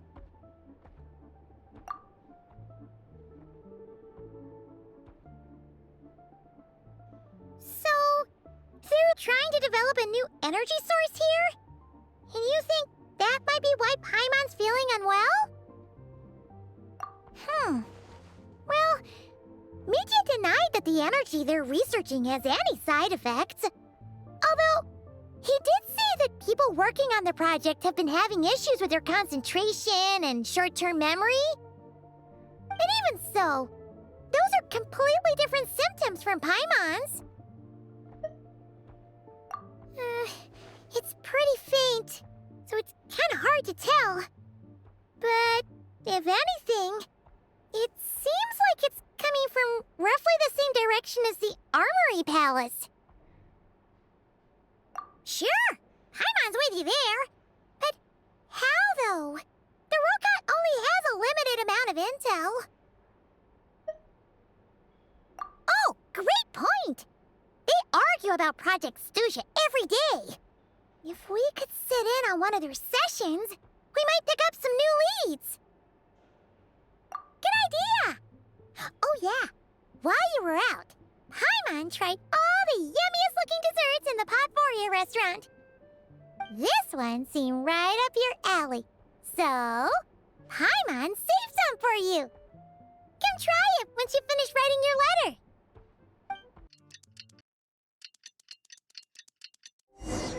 Alosha replied. He says that we won't be able to speak at the Vetcha, but he can arrange for us to attend as visitors. Time to get ready. Then head to the Snezhnograd Vetcha. You're back! Paimon's been working on the crossword puzzle in the newspaper. It's actually pretty fun. Oh, shoot! Paimon forgot the next word. Oh, she had it a moment ago. Think, Paimon, think. Ah, Miss Vodyanitsa, prima donna of the Korolievsky troupe. What a surprise meeting you here. Will you be sitting in on a session of the Vetcha? Sorry, I'm not taking interviews today. Oh good, you're here. The session's about to begin. Let's get inside. Please wait, Miss Vodyanitsa. Could you introduce me to your new friend?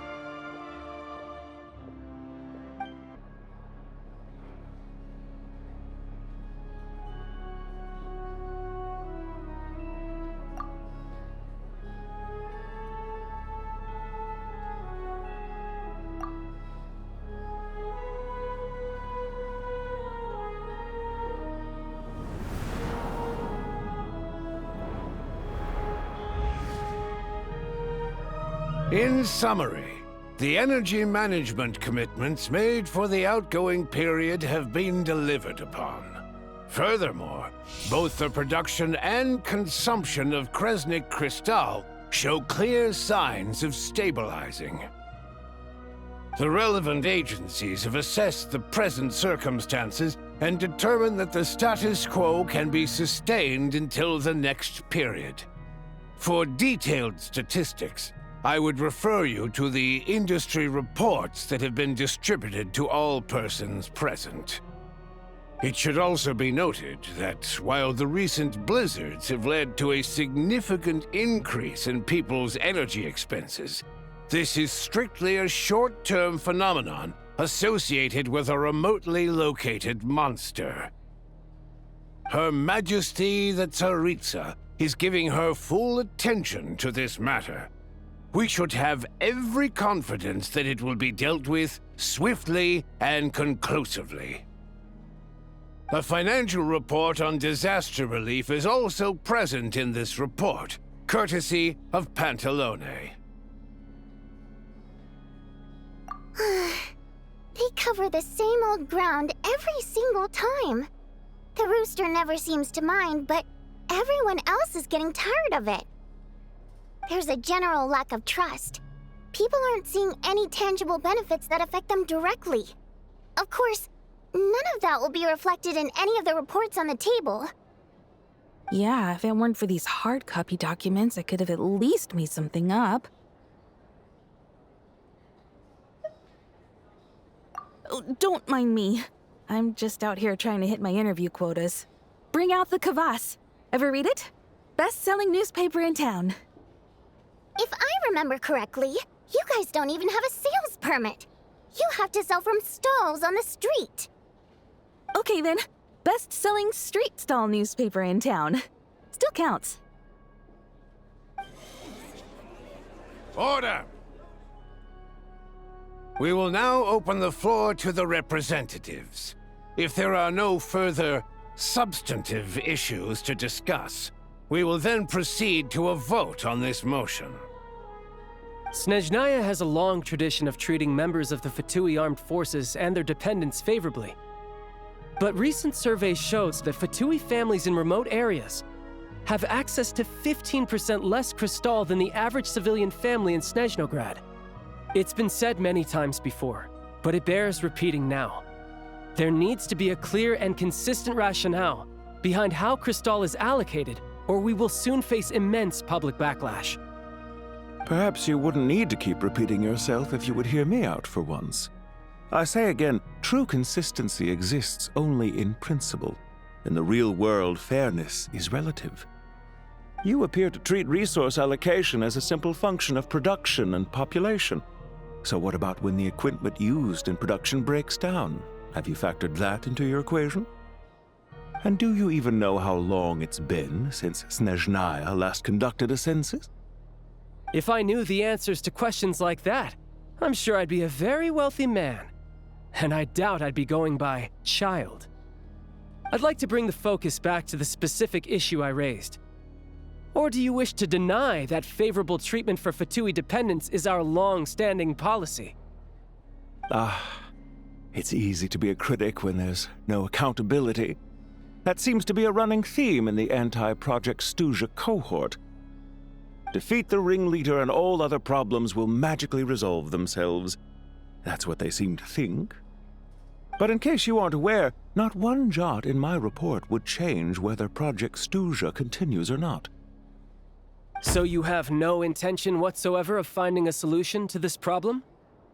On the contrary, I'm the only one here who ever brings solutions. Child opened by speaking up for the armed forces. Regrader struck back with style and a war of words ensued. Our reporter was live on the scene to get the audience's reaction as it all unfolded. Who do you support?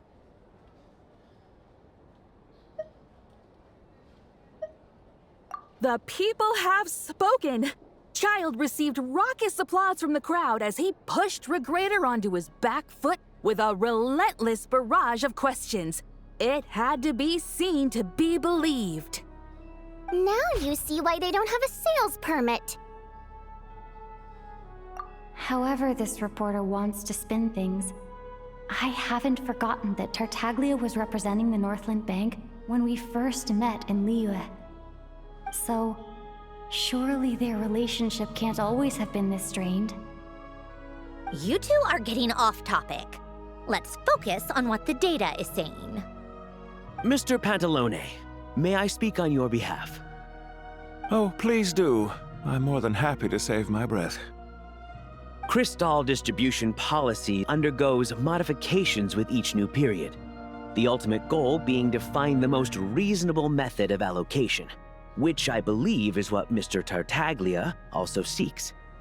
But I fear many may have been misled on this topic by extremist activists.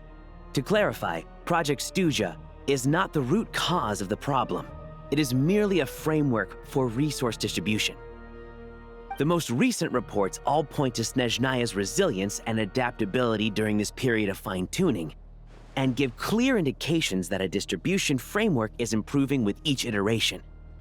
To make drastic adjustments without first considering the risks would likely do more harm than good. It would be a waste of the hard-won experience we've gained to date. Renowned scholar of finance, Arapov spoke up to clarify the fiscal logic, clearly alluding to social organizations like the Rokot in his words. With the notorious Lelek still active to this day, should the Rokot be held responsible? No, there is someone else to blame. She's just rephrasing what Mr. Pantalone said. The Rokot are the critics he accuses of taking no responsibility for their actions. As for Lilik, you won't have heard of him yet. He's currently the most famous member of the Rokot. Well, more like infamous. Ending Project Stuja has become an obsession for him. Unlike the more decent ones among us, he believes that votes in the Vetcha are all that matter. So whether it's threats, coercion, or bribery, he'll use whatever means necessary to get people to change their vote. And since we're already on the subject, what do you think of Lelek's methods? Are you for or against?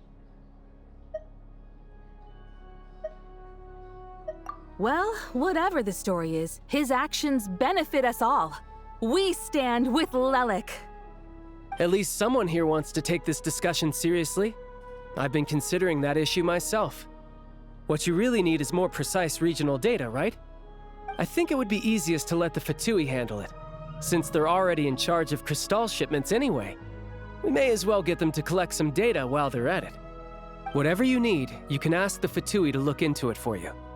In terms of supervision, I think the Druzhna would be a good fit. I had hoped to discuss this with Miss Vesna, but sadly, she's not present. I will be happy to take a note of your suggestions and present them to Commander Vesna for a decision upon her return. The Commander has always taken a keen interest in Project Stuja. However, given the Druzhna's demanding workload, I'm afraid it may prove difficult for them to provide any practical support. Let us refrain from jumping to conclusions until a concrete and actionable plan is in place. My apologies, Lord Rooster. There are numerous issues to address here, including manpower, time sensitivity, and reporting lines. Nevertheless, I support drafting a proposal. Follow the usual procedure, and it can be raised as a new motion for all parties to evaluate at the appropriate time. In that case, I'd like to share one thought before the proposal is drafted. The issue of time sensitivity was raised just now, which I presume relates to the official reports. In fact, the Energy Commission already collects regular statistics on each urban center and its surrounding area. Would these be of any use? That's a good idea. I read every issue of Sviet-Lolaidovka's report, and although my focus is mostly on the section about equipment operation, the energy consumption statistics also yield a lot of insights. Be that as it may, does no one see an issue with using local data to determine Crystal quotas? In the long term, it seems like a very risky solution. Not if they are used purely for reference. So long as we have the report from the Northland Bank's headquarters to corroborate it, no one will be able to fool me. Very well, then. It appears that this arrangement is acceptable to all parties. Yeah, sounds good to me. The members reached a provisional consensus on the issue of improving treatment for Fatui soldiers.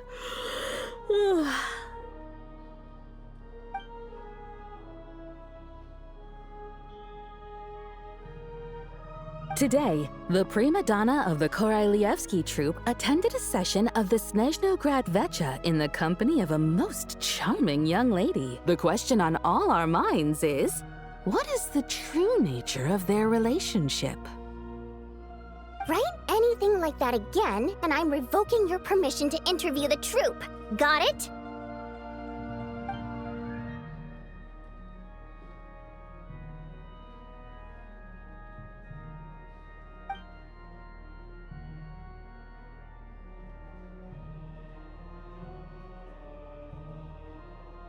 Now then, if there are no further contributions from those present, we shall proceed to the final vote.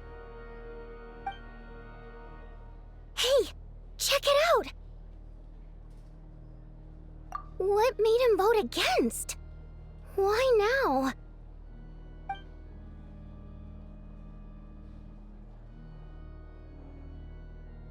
The votes have been tallied.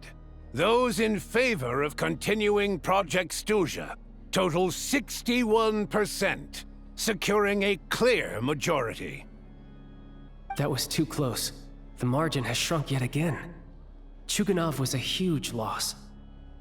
I'll bet Lelek is behind this. I wonder how Pulcinella will respond this time. Chuganov. I see.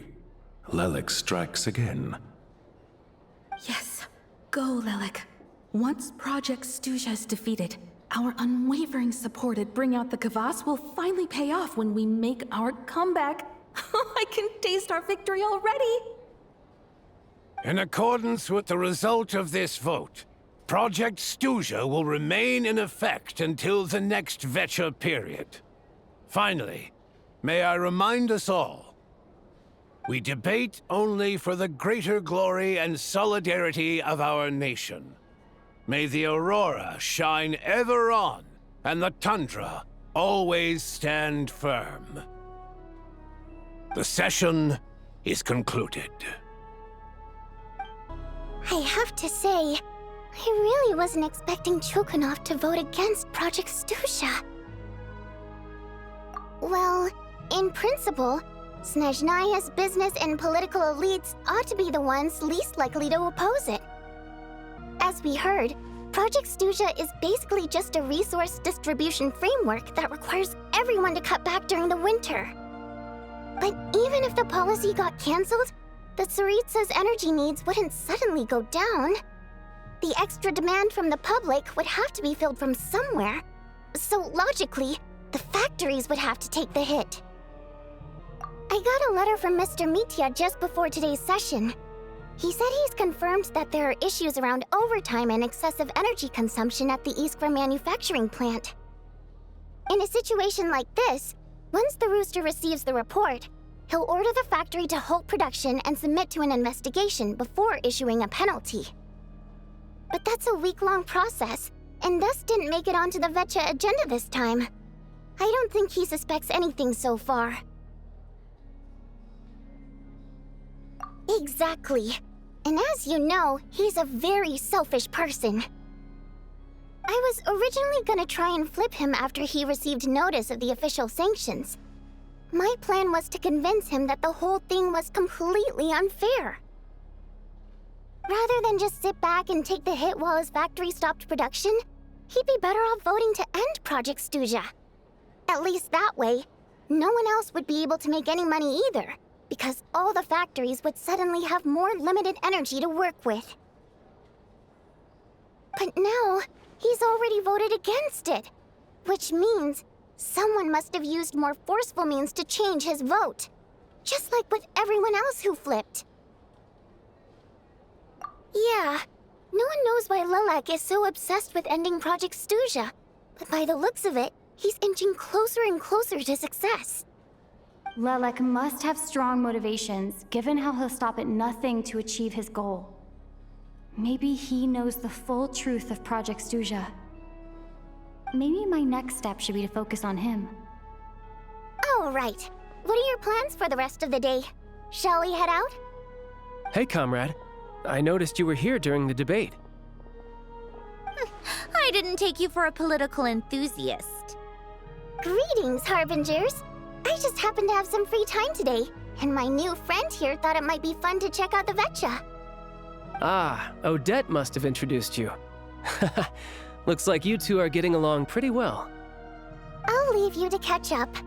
I should head back to the troop. Sure. Break a leg and all that.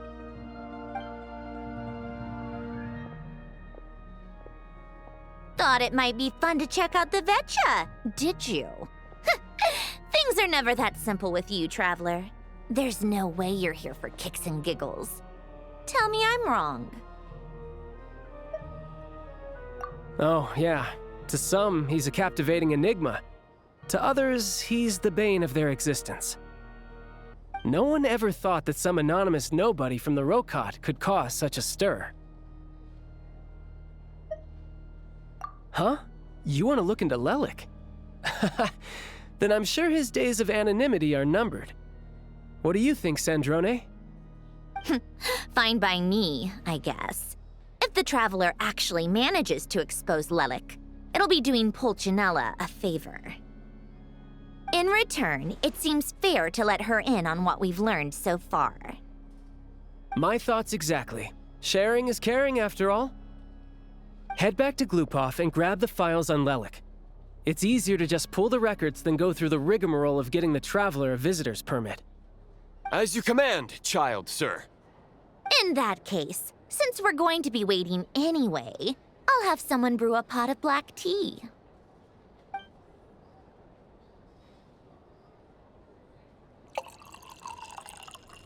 One common thread among the many incidents Lelik has been involved in is that the victims are all too scared to share any real information about him. Clearly, his modus operandi is to silently infiltrate the scene and leave a threatening letter behind. But neither the letters nor the crime scenes ever yield any clues to his identity. So all these files have to offer are short statements by the people affected. They don't give us a lot to go on.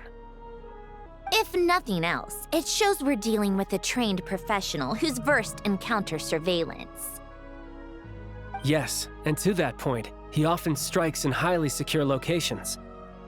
The victims are high-ranking and influential people who take their personal security very seriously. Somehow, Lelik slips right into their rooms without making a sound. There's never any eyewitnesses, nor the slightest trace of a break-in. If he can get in and out undetected, it means he can strike without warning. Not that that's ever happened so far, but the thought is enough to scare these people sleepless. It's hard to believe that a human being could pull this off flawlessly every time, so they switched the focus of the investigation to Faye. Unfortunately, no one's found anything yet. Careful, don't underestimate me. Although truth be told, I'd probably find it hard not to blow my cover. Direct confrontation is more my style. We haven't ruled out the possibility of Lelik being human. It's just, there can only be a handful of people in all of Teyvat who'd fit the profile. Faye, on the other hand, plenty would have the ability, but few would have the motive. No, not as strong as me. You'll never find the culprit with criteria like that. Let's go with a little weaker than me. There's no denying that Master is strong, but meticulous. We can only hope. She's just trying to find a reference point. Stop getting fixated on who's stronger than who. But that's the most important thing. In my opinion, anyway.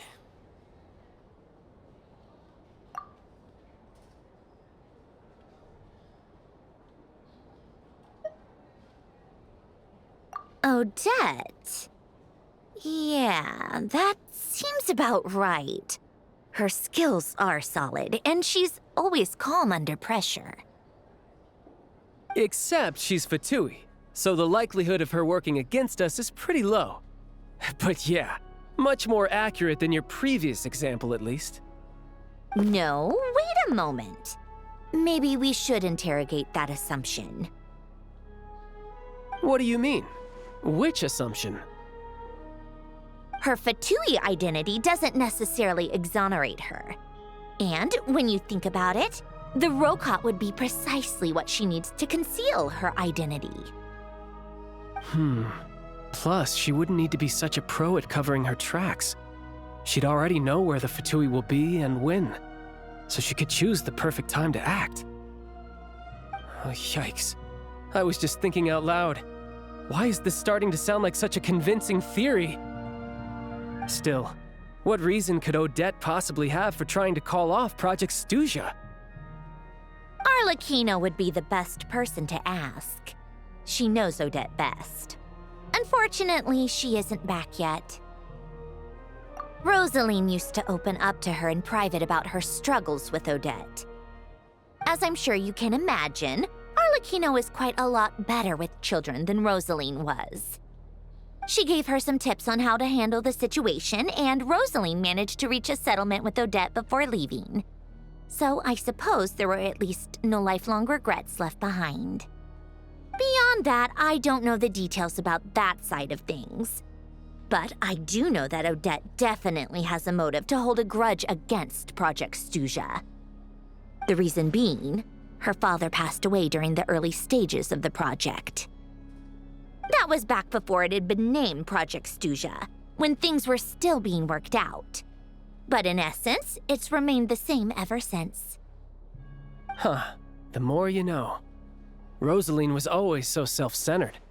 I never understood why she started paying so much attention to Odette. Is that such a surprise?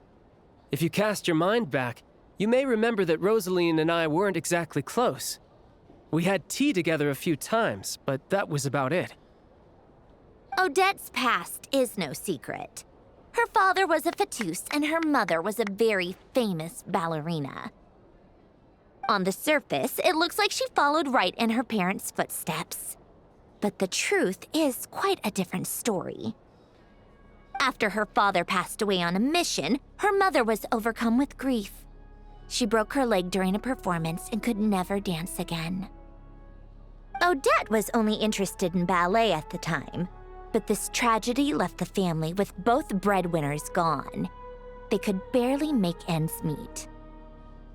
Per Capitano's policy, family members of Fatui who died in the line of duty had to be appropriately accommodated and provided with adequate assistance. So, regardless of how Rosaline may have felt about it, it fell to her to resolve the issue of Odette's family's livelihood. In the end, the solution they agreed upon was to have Odette join the Fatui. Right, because the alternative would have been a one-off compensation payment, I guess.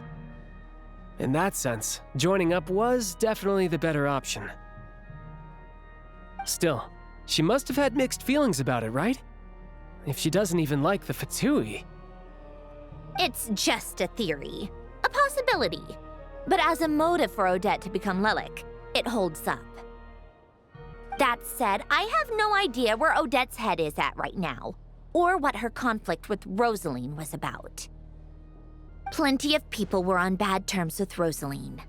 I have no intention of trying to figure it all out. Yes, but there's not much point in discussing that now. Yeah, back to Lelik. Since our investigations so far have turned up next to nothing, we've got nothing to lose by trying a new angle. Funnily enough, Tonya and I had actually made plans to go to the theater tomorrow to watch Odette's rehearsal. Unfortunately, thanks to this Lelik situation, I'll be stuck working overtime again. Which means you can go in my place. No point wasting the ticket, plus you'll get to meet Tonya. Spirit Seeker. Quite the classic ballet. It was passed down through Odette's mother's family for generations, though it hasn't been performed in years. But Odette's been practicing it diligently, and it's finally ready for a return to the stage. Excitement is through the roof. Tickets for the official performance sold out long ago. Tonya's excited for it too. She's desperate to see it no matter what. Personally, it's not really my kind of thing, but since she's my little sister, I had to figure something out. I've actually seen it several times before. The story's pretty straightforward. The lead character follows a trail of clues left behind by a spirit, gradually recovering her memories along the way. It's a tale of love and regret. So not exactly reinventing the wheel, at least by today's standards. But when that classic melody kicks in and the lead character begins to dance, it always gets me. It really is beautiful. Not an easy dance to do justice to, though. I know it's always been Odette's dream to perform this piece, but I'm not sure she's really ready. In that case, I think that even if she is Lelik, we should wait until her performance is over before we respond. I'll let you take it from here, comrade.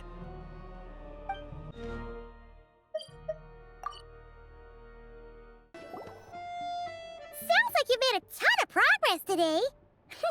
It's good that everything's going so smoothly. Next step is to head back to the theater and get a clear answer from Odette. Either way, Paimon doesn't get the sense that she's a bad person.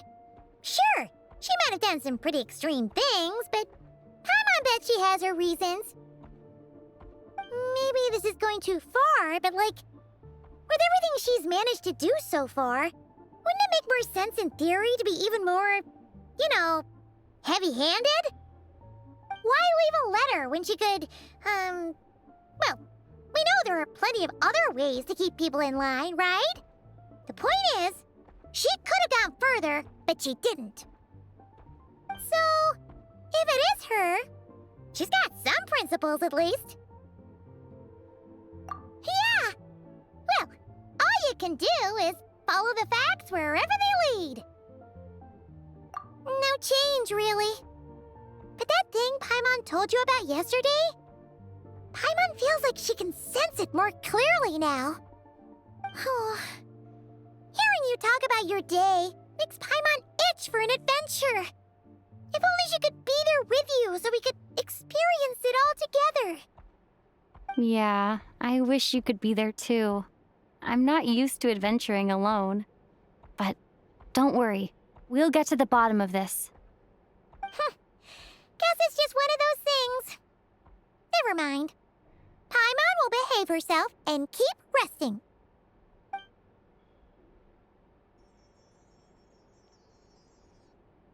If Odette is Lelek, she may well have inside information on Project Stuja. Her father was involved with the project's early implementation and tragically died in the process. Now, she's dedicated herself to bringing it to an end. It's hard to imagine she could have gotten this far without knowing anything at all about the Tsaritsa's true intentions. When she spoke to us as a member of the Fatui, how much did she let on? And how much was she hiding? Only time will tell. Maybe tomorrow everything will be answered. Hey look! It's snowing! Could be a tough day ahead. Make sure you wrap up warm